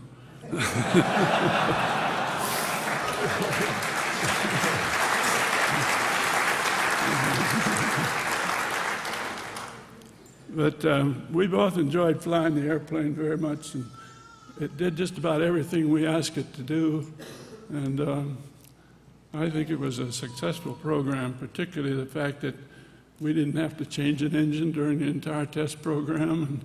And I don't think we blew a tire, got overheated a wheel. We just amazingly came through with all that stuff. And without doing it on a prototype, it's hard to do. Sometimes you're robbing parts off of the other airplane to keep one airplane flying, and we did that quite often. But we did get them up in the air together every once in a while, as you saw.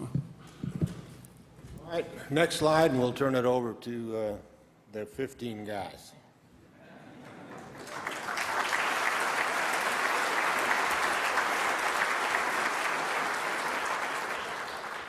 Now, this is a good-looking airplane. We 5 CTF members stand here in front of you as living proof that although growing old is mandatory, growing up is optional. Let's sit on this slide just for a second. Powered lift concept was externally blown flaps. And you can see that this is a landing configuration. You couldn't even taxi with the flaps down in the landing configuration. And if you sat static with them that way, you'd melt the tarmac underneath the airplane. On the landing roll, toward the end of the landing roll, you had to retract the flaps just so you could taxi clear of the runway. This is a little bit nose high. This is a landing, but it's a little bit nose high. It must have been early in the program. Next slide, please. We started off with a different concept, I think, than Boeing. They went for the technology, we went for the simple. Douglas was a Navy company.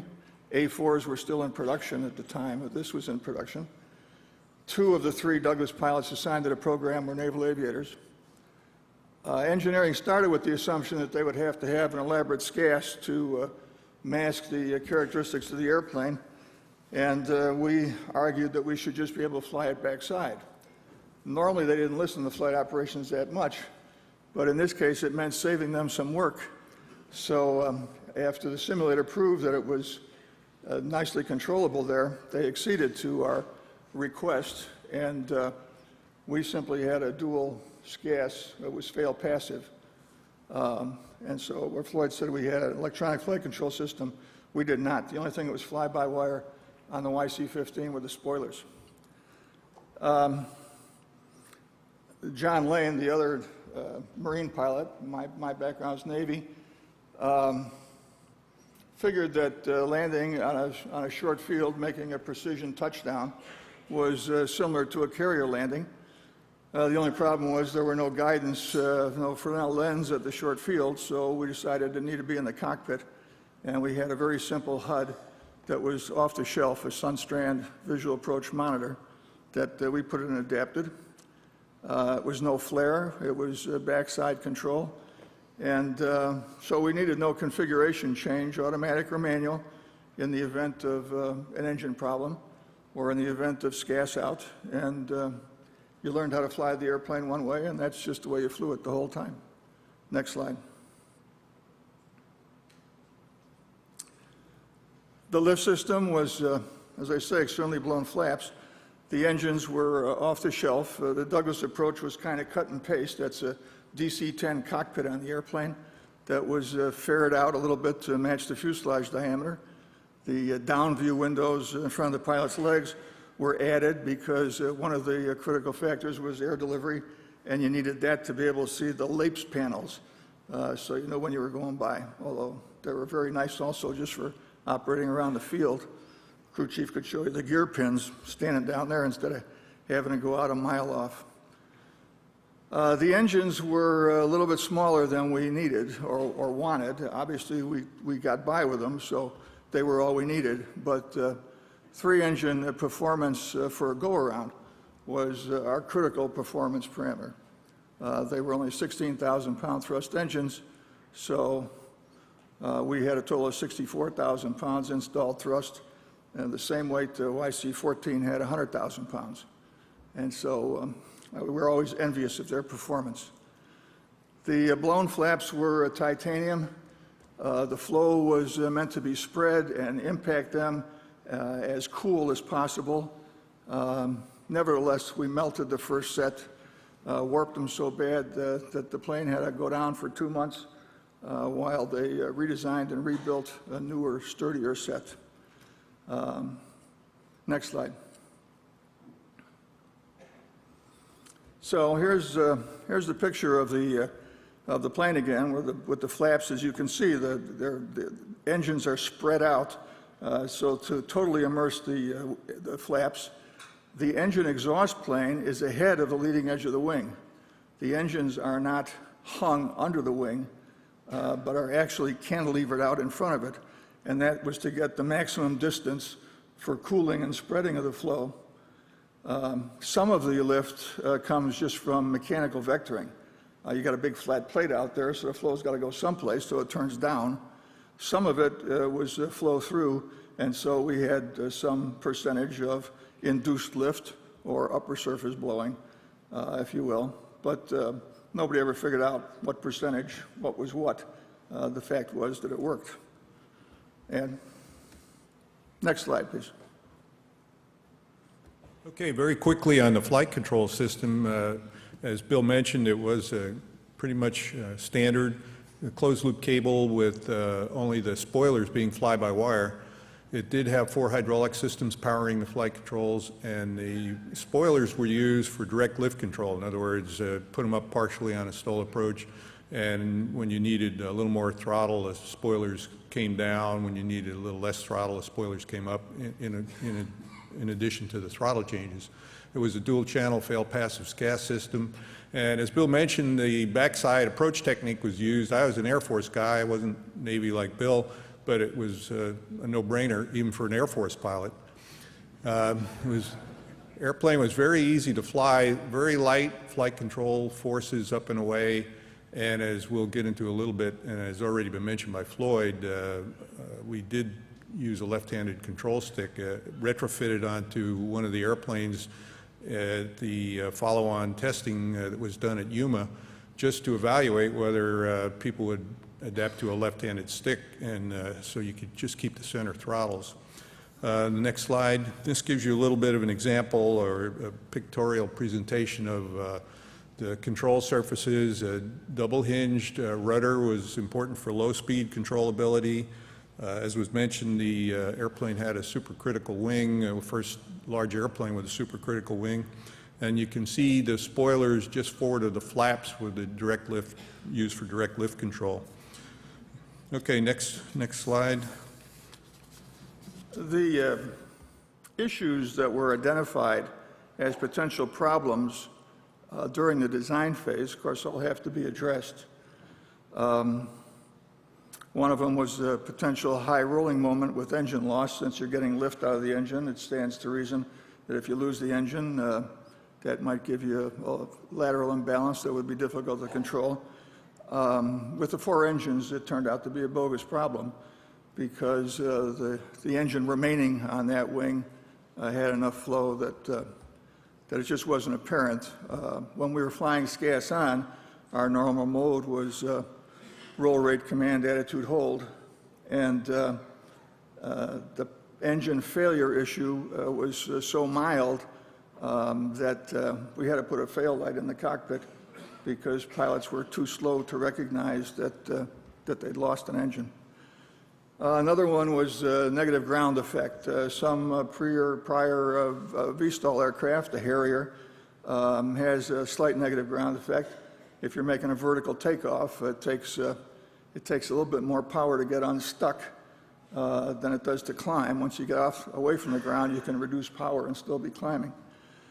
So as Ed said, we originally started with biased spoilers on approach that would, by control from the radio altimeter, fold down at the last instant to soften this or counter this negative ground effect. In fact, we had a strong positive ground effect, and those spoilers would level you off at 5 to 10 feet above the ground, and you would float forever, which wasn't really good for an airplane that was supposed to land in a 2,000-foot field. So happily, we got rid of them, and that also got rid of some drag. And so now we only use the spoilers, and they were just bang-bang spoilers. You couldn't modulate them. When you were on approach, if you went high, you could beep the spoilers with the switch on the throttle to work yourself down without having to reduce engine RPM and spool down the engines. But if you got low, you had to add thrust to get up. So it was very conservative in terms of engine operation on approach. Backside worked fine. Like the lunar excursion module, which excursion gave people the wrong idea. Over the years, probably every 15 months or so, somebody would come in and say, can we call it something besides backside? And the answer would be no, we can't. And in fact, you could derive some pleasure by saying backside, backside, backside, and watching all the generals flinch. We started before flight. We had a cockpit that had 2 control sticks in it. That was the initial design, until a visiting Air Force general said to an attendant Douglas vice president, you're not really going to build a transport with sticks in it. At which point the sticks were out and control wheels went in, and it took us 2.5 years to get the sticks back. The problem of a difficult glide path control and flare control and all that, of course, went away when we went with the fixed attitude approach with the VAM and no flare. Next slide. This is what it looked like up and away. This is ship number 2. Next slide. I'll give you a few observations as an Air Force pilot on the program. First off, the focus of the Air Force people on the program was a little bit different than the contractors in that even though we were part of the team helping with development, we also had to be aware that it was in a competitive evaluation. And some of us, like Floyd and myself, flew both airplanes, and we had some of our engineers working on both airplanes.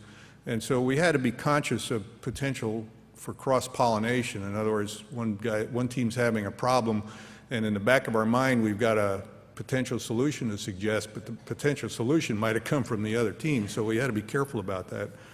I was a new guy on the program after they'd been flying the 15 for a while, so I came in late, and the systems were pretty well developed.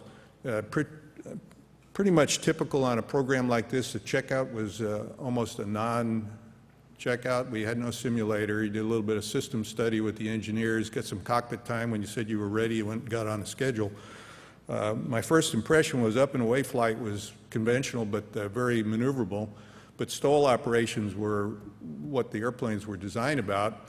And I think I had my first flight with Casey over here, and he says, well, son, let me show you a STOL landing. Well, we came up initial, what looked like initial to me, and about the time I would be going into a break, he starts throwing things down, gear, flaps, spoilers. We slow up to about 85 knots and start aiming at the end of the runway at about a 6-degree glide slope, and it looked pretty conventional until we get down the last 50 feet or so, and boy, the ground rush was really noticeable. No flare, I flinched. We hit the ground, no bounce, max reverse thrust, max brakes, my eyeballs bounced off the windscreen. I said, wow, I'm going to have fun this year. Next slide. This is a picture of the airplane doing its thing in the dirt. Next slide. A little bit of discussion on the post activities. Douglas did 2 more phases, and I'll let Bill talk about that. Well, because we had this cut and paste approach, we got in the air first, and we got in early, and the contract was to fly 12 calendar months. And so at the end of that 12 calendar months, Boeing still had a ways to go, and we'd come in under budget on the cut and paste deal, and so we went into a follow-on testing. After they did a European tour with Ship 2, Ship 2 had an active air refueling receptacle, and so it made a 12-hour nonstop flight with 3 air refuelings from Edwards to England to Farnborough, and then spent a month banging around Europe, going from base to base and loading Army stuff and making approaches. One of the things we had in the airplane and used quite extensively was we used in-flight thrust reversing. And one of the AVTEC pilots, Dave Hennessy, was really fond of it. I got one of his flight reports where he's making a IFR approach to a field in Germany, and he comes out of reverse at 600 feet on approach to slow down, which was probably a little more use than we had intended for, but they were cleared through the whole envelope to 350 knots. When we got the planes back, we put a larger wing on Ship 1. The AMST program started with a TAC requirement. TAC was then the operator of the C-130s, but before we even flew, the C-130s had gone to MAC. MAC wasn't really interested in something that just went around in-house. They wanted something more strategic. Boeing was ahead of the game because they had a big wing on their YC-14 from the get-go, but our planes flew with a short wing, which didn't give them great cruise performance. So we put on a larger wing on Ship 1. We also put the CFM-56, which was the first one to get airborne, in the #1 position on Ship 1. We put a refanned JTAD on the Ship 2 in the #1 position. And we stuck the stick, the left-handed stick in Ship 1, which was really a kludge. They just kind of sawed off the control pedestal and put a joint in there and put a stick in. It wasn't optimized at all. And that's how we flew the Paris Air Show demonstration with a CFM-56 in position 1 and no thrust reversing on it and left-handed stick. And then somewhere along the way, somebody said, well, you guys never really landed on the design airfield. I don't know who said that. We said that. Oh, you said that. Air Force said that. Ah, okay. Didn't admit to it at the time.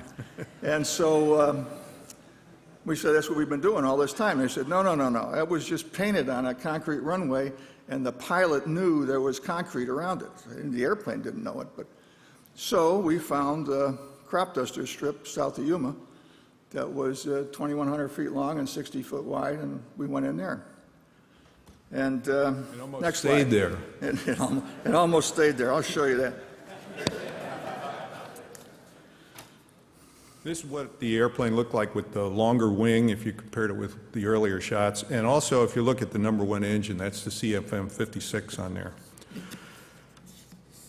A lot bigger engine, and it also had an early FADEC, and it was a lot nicer engine, just kind of like dial-a-power. Next slide. Let's do a few final observations to wrap it up. The AMST program, as was discussed, was originally to solve a TAC requirement for replacing C-7s and C-123s that were used extensively in Vietnam and the assault mission of the C-130.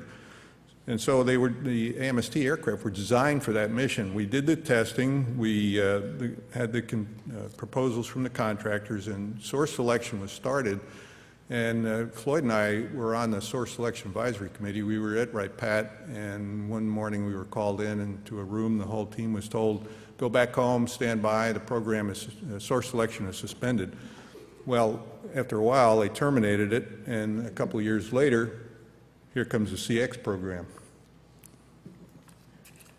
The termination took us by surprise. I'm sure it took Boeing by surprise, too. It was actually 2 years before the program was terminated.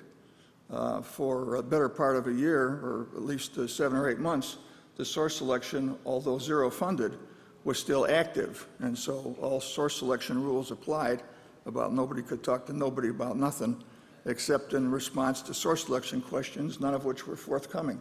So that was a clever move.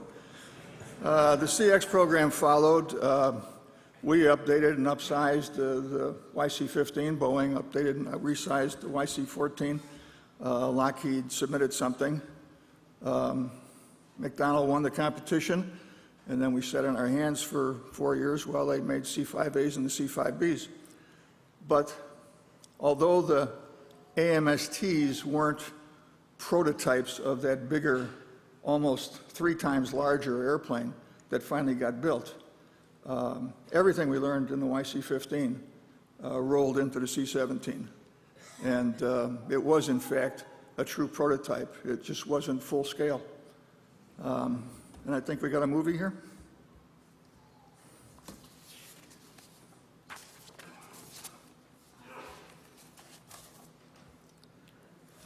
This is Farnborough.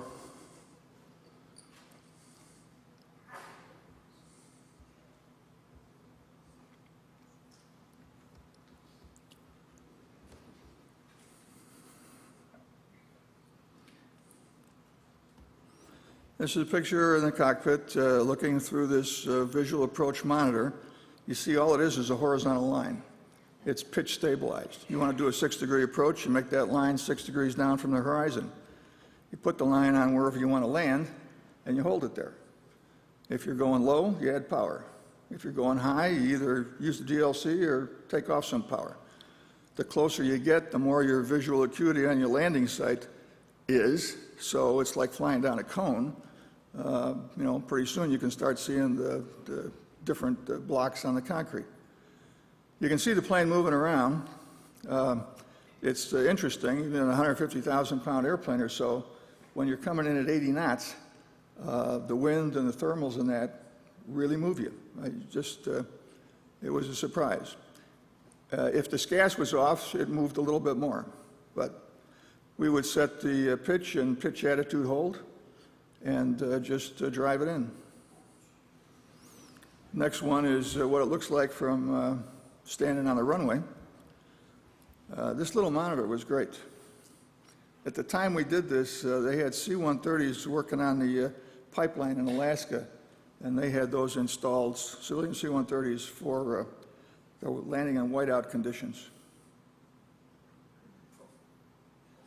Spoilers were important there because as you landed, the struts compressed, and then the spoilers would pop out and would keep you on the ground. So you get on the brakes right away.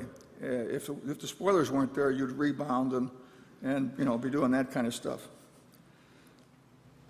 The shortest landing roll that we recorded on the test program, I won't say which airplane, but it was under 400 feet with about a 15-knot headwind. So you can imagine an airplane at that weight with about a 400-foot landing roll. Here's Forrest Watson's agricultural airstrip. August. Didn't get the flaps up fast enough, and so then we had to stop there while the flats came up.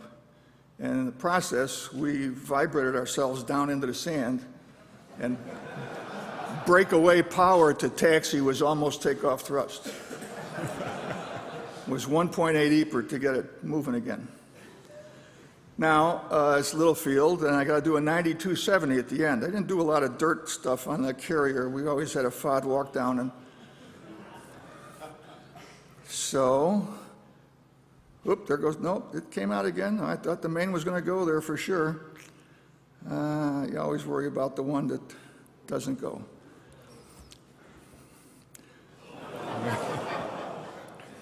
Now, this movie shows us just blasting out of this and coming away.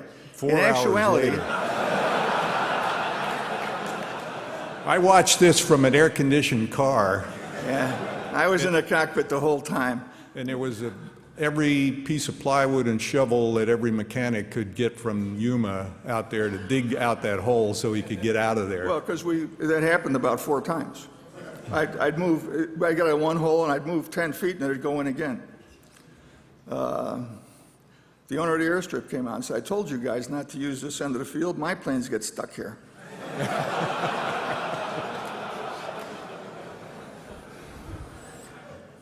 So we reversed course the next time. We landed in the soft stuff there and taxied up to the hard pack at the other end. And that worked a lot better. And here's AFTEC's favorite mission, rat racing to Red Rock Canyon.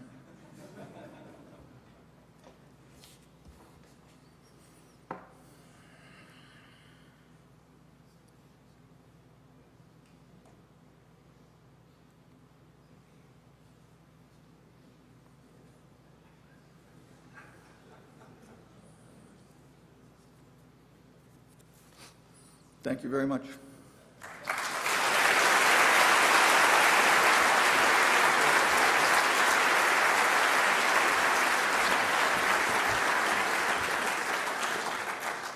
Soaring over California, right? Anybody that went on the ride last night knows what that was about. Real quick, we'll get into this next one, then we'll take a short break. Neil mentioned to me that there are LLRV monographs out here at our desk, SETP desk, so first come, first served at the break if you'd like one of those. Reminder that many of our presenters are authors, and their books are available here at the Society. The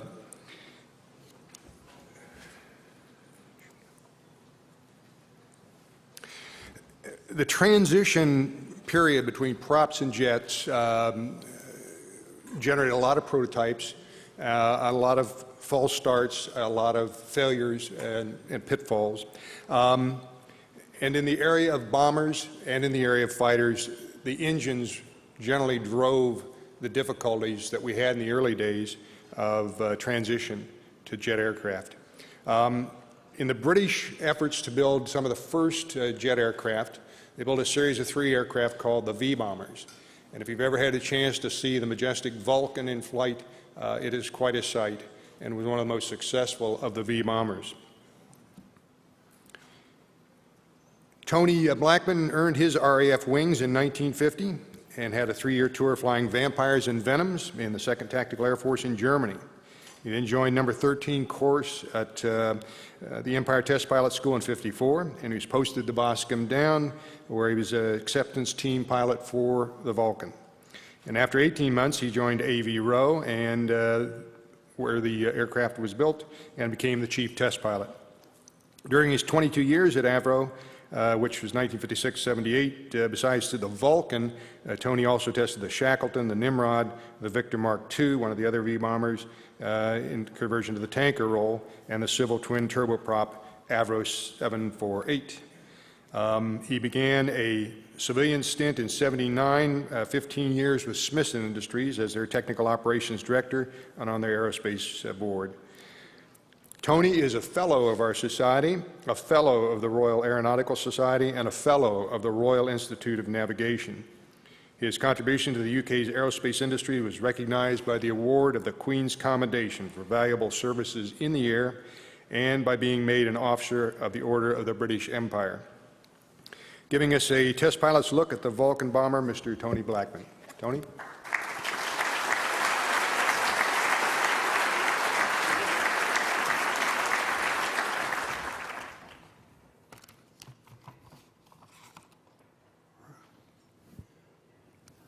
Good morning, ladies and gentlemen.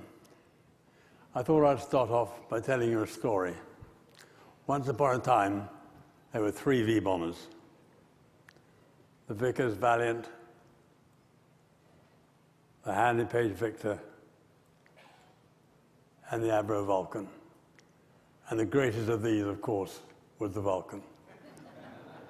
I wouldn't like you to think I'm not prejudiced, but I did test them all. It's a very good time, in fact, to talk about the Vulcan because there's a dedicated team in England trying to get a Vulcan to fly again. This, in fact, is the airplane. It was the first Mark II to go into the Air Force. It was the last one to fly, and in fact, the aircraft that I delivered myself to the Air Force. This was my first visit to California a long time ago, but I want you to cast your minds back before then, even before my test pilot course, when, believe it or not, I was the only one with a typewriter.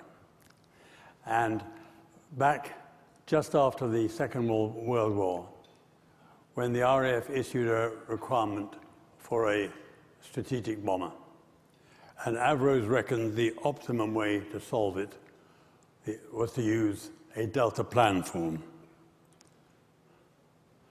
And they chose that because they felt that the airplane would have a smaller span than conventional airplane, a lot of wing, high CL, very stiff structure, which became very useful when the nuclear deterrent had to go low level in later years. It had a very good fatigue life.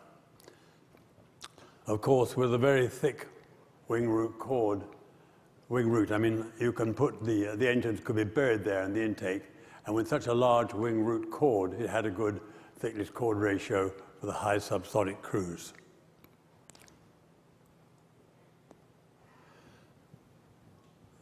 Because of the risk of this program, it was decided that there should be models, 1/3 scale models of the Delta, and this in fact was a third one which did the high speed work. And it discovered the challenges of the program and then went on to solve them. The biggest challenge, the performance challenge, was it had an excessive drag and buffet at the cruise and above. On the handling problems, you've heard stories about this already today. It was completely unstable longitudinally at the maximum Mach number, uncontrollable, and it had a short period pitching oscillation. And Avros very bravely, in my opinion, decided that they would solve the handling problems with artificial stability, which was a great risk at that time because it was right in the early days of doing this. And they did a lot of very outstanding work to do it. But of course, the drag had to be solved on the wing itself. And this is what the 707A did. It tried all the obvious things like vortex generators and wing fences.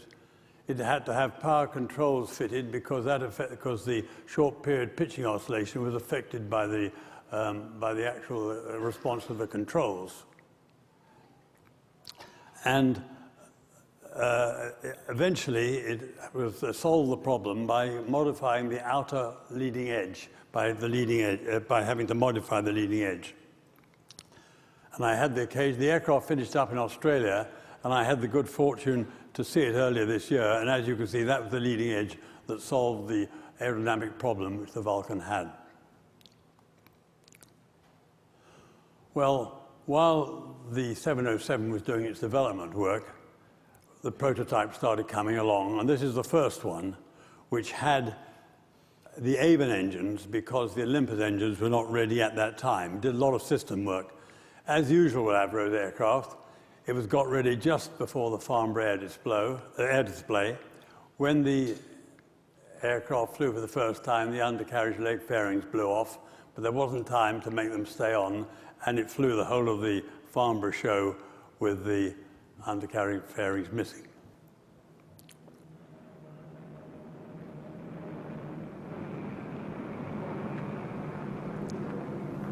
Like the Javelin, she may represent the shape of things to come. Experts say the Delta design is certain to give great speed. If you watch now, you'll see the lack of fairings here as it goes by.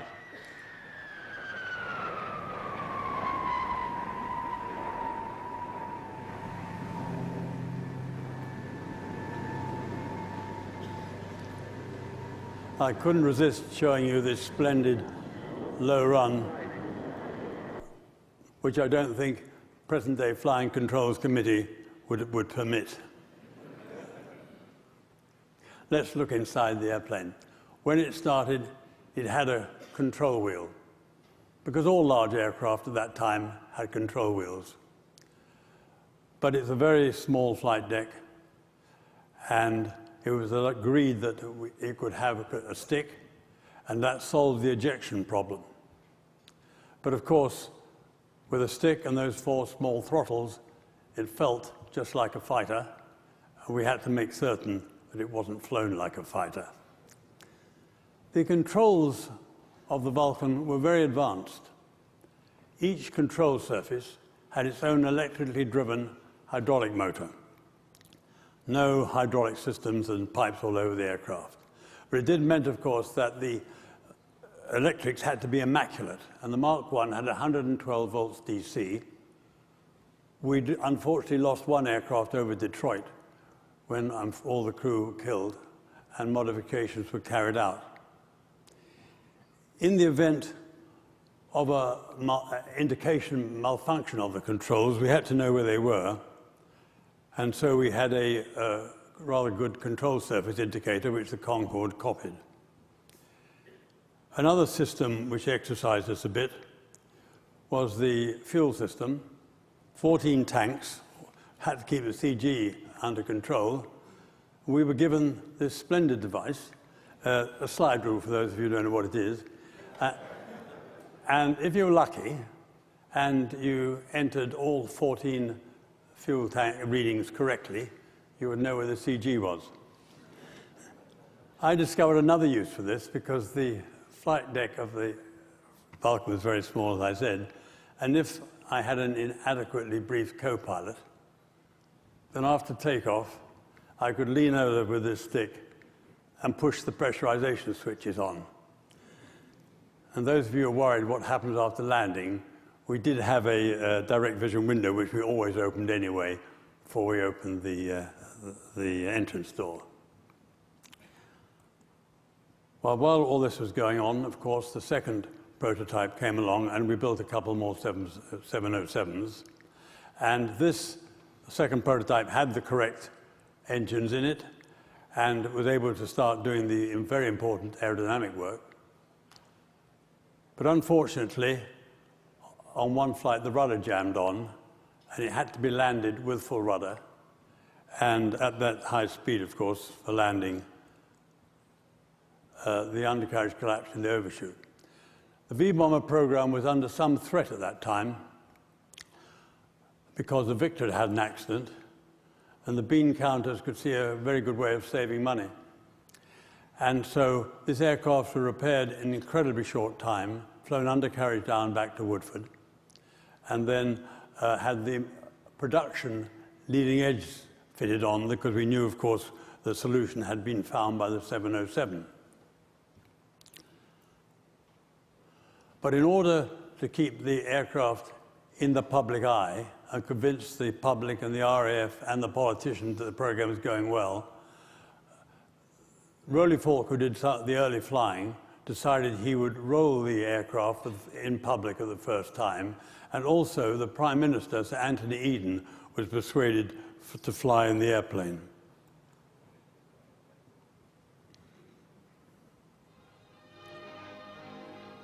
Here he is putting on his controls, and here's Rowley on the left, helping him on. Rowley always flew in a pinstripe suit. He never bothered to get changed.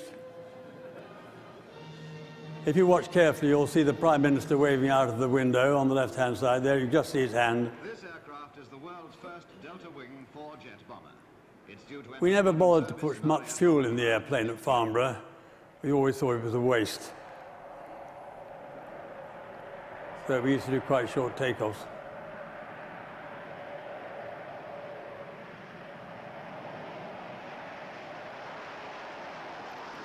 During his flight, Sir Anthony himself handled the controls and is reported to have been greatly impressed by this great and formidable machine. The Vulcan has flown at over 50,000 feet near the speed of sound. Avro test pilot Roland Falk, flying over Farnborough, put the giant bomber into a perfect roll as if it were a fighter. A spectacular achievement and a spectacular machine. He was only allowed to do that twice. And he was stopped, not by the Flying Control Committee, but by the heavy breathers who ran the show, and they said bombers shouldn't do aerobatics. It might have been a coincidence, but Sir Frederick Handy Page was on that committee. And it used to be said during the war that Avros had three enemies: Handley Page, the Ministry of Defense, and the Luftwaffe. In that order. Clearly nothing had changed. Oh dear, sorry, did the wrong thing then. Well, by now, the aircraft was ready for the RAF. And this is where I came into it, because I, as you heard, was on the acceptance team. This is the plan view of the airplane, and you can see that the delta is no longer straight. We had the leading edge extensions on the outer part. This is actually a Mark 1A, which had electronic countermeasures, and the only difference was in the profile was that the tail was enlarged to have the equipment. Paul told me that I had to have a lesson in my talk. When I was test flying, I often thought I was assisted by a team of experts who thought they knew it all, but I discovered after a bit they didn't. And the Vulcan Mark I had a large nose-down trim change when you open the bomb doors. And so I got a very gifted flight engineer, mechanical engineer to fly with me in the front, looked at the records, and he made a wonderful modification. So as the bomb doors opened, there was a mechanical interlink which put on up elevator. It worked beautifully. I remember remarking to our chief of flight tests when I went to fly the Mark 1A for the first time, I said, I hope that back end doesn't upset the trim change. He said, oh no, nonsense. And he took time out to explain to me why it wouldn't make any difference at all. Well, of course, you've guessed it. At the right moment on this first flight, we opened the bomb doors and we had a big nose-up trim change, and we had to rapidly remove the modification. The wing, by the way, I should say, worked very well. The fix did work well. But we had to look at the handling. And this is some original points we made all those years ago. And as you can see, the aircraft went rapidly unstable, approaching Mark 1. Now, I know you've all noticed that it's Mark 1 indicated. We had a position error of 0.07. And you also will have noticed I didn't make any measured points above 1. There's a very good indicator. There's a very good reason for that, because the aircraft was virtually uncontrollable in that regime. Avros, of course, had sorted it out, and they made a Mach trimmer. This was a strut in series with the elevator circuit, so that as the aircraft went unstable above 0.9 indicated, the strut would extend and keep the aircraft apparently stable.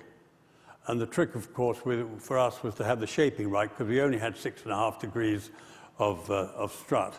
And we had to save most of the extension around about 0.98 indicated to deter the pilot from going too fast. But you could easily go through that nose-up trim change. And of course, the strut would be fully extended, and you had your hands full. And even though you had a stick, you had your hands full. You had both hands on the stick. Start the aircraft heading for home. And in fact, on the Mark II, which had elevons, we had to add a strut in series with the artificial feel, set at 150 pounds, so that if you pulled more than 150 pounds stick force, the strut would collapse.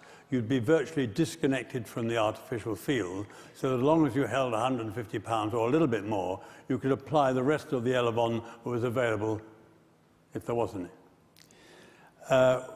Amazingly, we never lost any aircraft through diving out of control. The strut did its job, though we did have our excitements. I remember we had to reskin one aircraft. Goodness knows how many G that aircraft pulled. Pitch damping. On the Mark I, we had 2 pitch dampers, but there wasn't really much problem on the Mark I because it didn't go dynamically unstable. On the Mark II, we had 4 pitch dampers because it did. Of course, we had to look at the malfunctions of the auto-stabilization. We didn't have any problems on the pitch damper servos because the authority was very small. 415 knots was our maximum speed, and we could stand a full rate malfunction there of a servo, and no problem. But the Mach tremor was a different matter, of course. We had to have not only the height switch, but we had 2 G switches, one at 1.7 G to cater for the malfunction on the run out, and one at 0.7 G to cater for the malfunction on the run in. I did these tests on the second prototype, which had been repaired, of course, and did it up at the firm's airfield at Woodford. And I think they must have got to know me then, because they needed, at the time, believe it or not, they had a contract for a Mach 3 supersonic bomber, and they needed another pilot. All I remember was that on the 15th of March 1956, I did my first flight in the Vulcan, and on August the 1st, I was a Avro test pilot. I don't know how the RAF moved that quickly. So, just talk a little bit about the Vulcan. I've chosen this very bad slide deliberately because the view was appalling. It really was bad. Whatever we taught us at test pilot school, it didn't apply at all to this airplane. And on the approach, it was very difficult. Certainly, those of you who know anything about the accident in London Airport, I'm sure after a world tour with the first one, the weather was appalling, and I'm sure that the view made much worse. Landing the Vulcan was always interesting. If you came in fast, there was quite a significant ground effect. Very large parachute. That wasn't the way to land the Vulcan. The way to land the Vulcan was to flare, but not let the aircraft touch down. And you'd pull back and back and back, and the nose would go up and up and up. And the runway would perhaps be rather difficult to see at this stage. And then the height of eye was actually enormous. It was difficult to believe how high you seemed to be off the ground. And finally, with the stick fully back, the wings would give up, the rear bogies would touch the runway, and of course the drag was enormous, so you never had to worry about using brakes, which is a great thing, aircraft like this. And one of my party tricks was to taxi off the runway with the nose wheels still in the air. The engine was being developed all the time. It started off with 11,000 pounds for the Mark I, but it was developed to 21,000 pounds. And there's no way that modification we did to the Mark I was enough, because Buffett started again, so we had to have a new wing, and the Mark II wing, as you can see here. And we developed the aerodynamics of that on the second prototype again. We developed the engines on 891. I should be talking about that in a moment. The electrics we changed to 200 volts, constant frequency AC, using Sunstrand drives. And we added an APU and a RAT. It was a very good ram air turbine. It was a very good system. And the airplane had automatic landing. So if you looked at the flight deck of the Mark II, the only difference was it had a flight system. It was the first flight system the RAF had, because people had just about discovered then. You've got to cast your mind back years, you know. You just discovered you didn't have to anchor the pressure capsule onto the pilot's instrument panel. And so another lot of experts here, Smiths Industries. And they decided, for some reason, that with their compass, they were going to have a moving pointer. We never did discover why. It was an absolute great nuisance. We spent most of our flight rotating this knob to bring the pointer up to the top of the case and moving the whole card round. Smith's idea of flying the glide slope, ILS glide slope, was to put the attitude pointer over the glide slope pointer.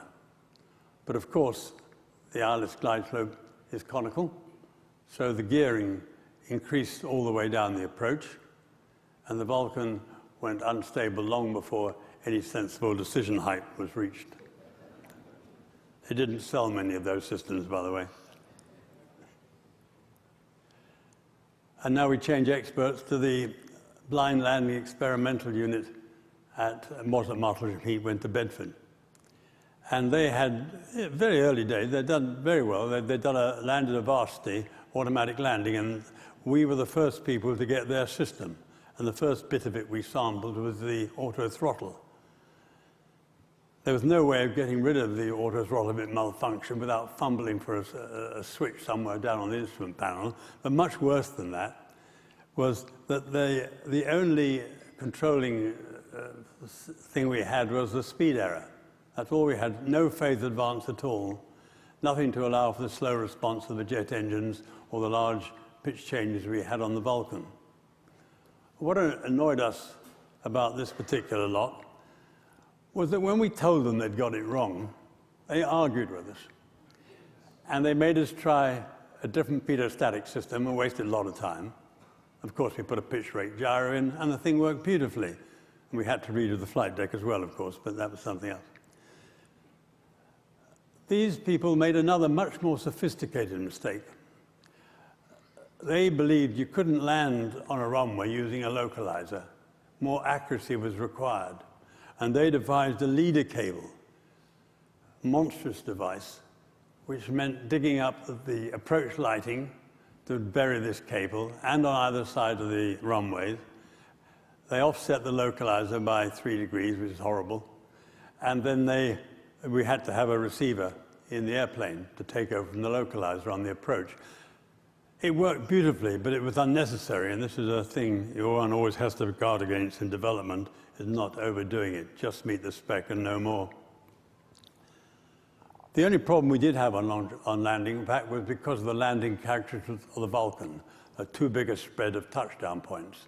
And this set us back for a bit until I realized it should have been obvious, but it wasn't at those days, that if I varied the approach speed with the headwind component, it would help. And 1 knot of approach speed for 4 knots of headwind solved the problem. We sent the aircraft down to Boscombe, and the program was cancelled. Perhaps I should mention that the first automatic landing I did, I was reported by the blind landing experimental units for landing without their permission. Skybolt, each missile weighed 15,000 pounds. We had to strengthen the wing, and when you were in the air, you didn't know it was there was a problem at all. But looking at the time here, I'm overshooting. Looking at the time, when you touch down, there was an enormous ground effect. And the aircraft just didn't want to land. I'm sure it would have gone down the whole of the Edwards runway. But if you landed the way I described and stopped it landing, it was okay, just flared and flared. The air could escape and the touchdown was okay. We had to land with we had to drop inert missiles, so we had to fly with 1 missile on, and our chief aerodynamicist and his team came down to brief before we flew with 1 missile, and he said there'd be no problem at all, and so I taxied out with 84,000 pounds of thrust, airplane probably 175, 180,000 pounds, let go of the brakes, and the aircraft just didn't want to stay on the runway at all. It wanted to go towards a single missile, and full nose-wheel steering, brakes, rudder, dragged the thing into the air, and it was fine. And didn't have any simulators in those days, and the chief aerodynamicist and his team, and I think myself, should have realized the inertial effect of a single missile was under the wing was enormous. I don't think any talk about the Vulcan would be complete without talking about its display flying, if I may. The first time I flew at Farnborough in '58, I had 64,000 pounds of thrust developing the Mark II engines with 105,000 pounds of airplanes. I reckon it was possible to do 2 horizontal Immelmans from a standing start at Farnborough. So we had 270 knots at the end of the Farnborough runway. And then the pull-up was 3G, that's all we were allowed.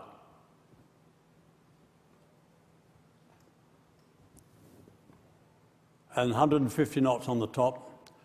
Aircraft didn't roll very well at 150 knots. It needed, oops, can't stop it. It needed full rudder and full aileron to persuade it to roll. And then we went down for another one, and that's the flight lasted 3 minutes and 19 seconds. A great way to spend a week. After I'd done this the first time, I was rather pleased with myself, and I had lunch in the firm chalet instead of the pilot's tent. And the managing director rushed over towards me, and I knew exactly what he was going to say, but I got it wrong. "Hurry up with your table, we need it for lunch." When I left, the public relations guy came up to me and said, "The secretaries want to fly in the back of the aircraft during the show." I said, "They must be mad," much worse than any Disney ride. And anyway, I agreed, and we trained one each morning. We took one up, and they flew in the afternoon, and we were fully booked. Margaret over here came down at weekend and said, "What's going on? I want to fly in the back." So she flew in the back. And then come the following morning to go back home after a week's flying, she didn't want to go back by train. So I said, "Well, if I got a deal for you, you can sit in the right-hand seat." And off we went, did some rolls, but I did need the slide rule to get the pressurization on.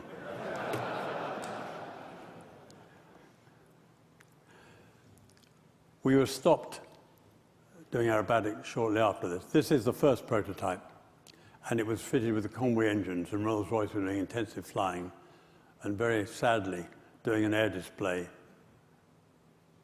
The aircraft broke up, the leading edge came off, and the pilot was accused of flying too fast. We had a guy at Woodford, after every time we flew, very small guy, and he crawled up and down the leading edges to see if there was any damage and would repair it. I discovered that on this aircraft, they had been doing not only rolls and rolls off the top, they even did a loop, which we never did because we were scared of the rolling pullout. I'm absolutely convinced that aircraft was damaged before it ever took off. Terrible picture of the leading edge coming off. And it's always easy to blame the pilot when it's not there. So, lessons. Well, obviously, experts aren't infallible. The obvious one, don't let the engineers design the flight deck. You'll notice in those days, I don't know whether it happens now, you've got to keep publicizing the program to stop it being, to keep it going. And the other one is, aircraft doesn't have to be perfect. It's just got to meet the requirements because extra performance and safety costs money. So, thank you very much. I don't think there isn't really time for this next one, but it's rather fun.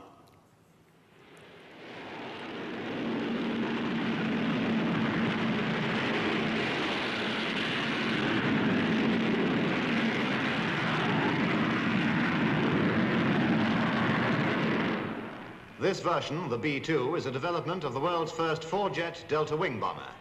After a slow fly past, its four Bristol Siddeley Olympus jets hurl the huge machine into the sky.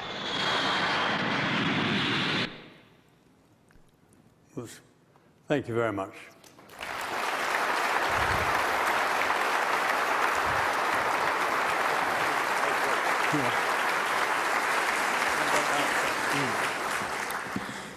Well, okay, I hope you've enjoyed it so far. We are running a bit behind time, so what I'd like to ask you to do is take 15 minutes. We'll start up promptly at 11:20. It's 11:04 right now, so be back in here and ready to go in 15 minutes. Thank you.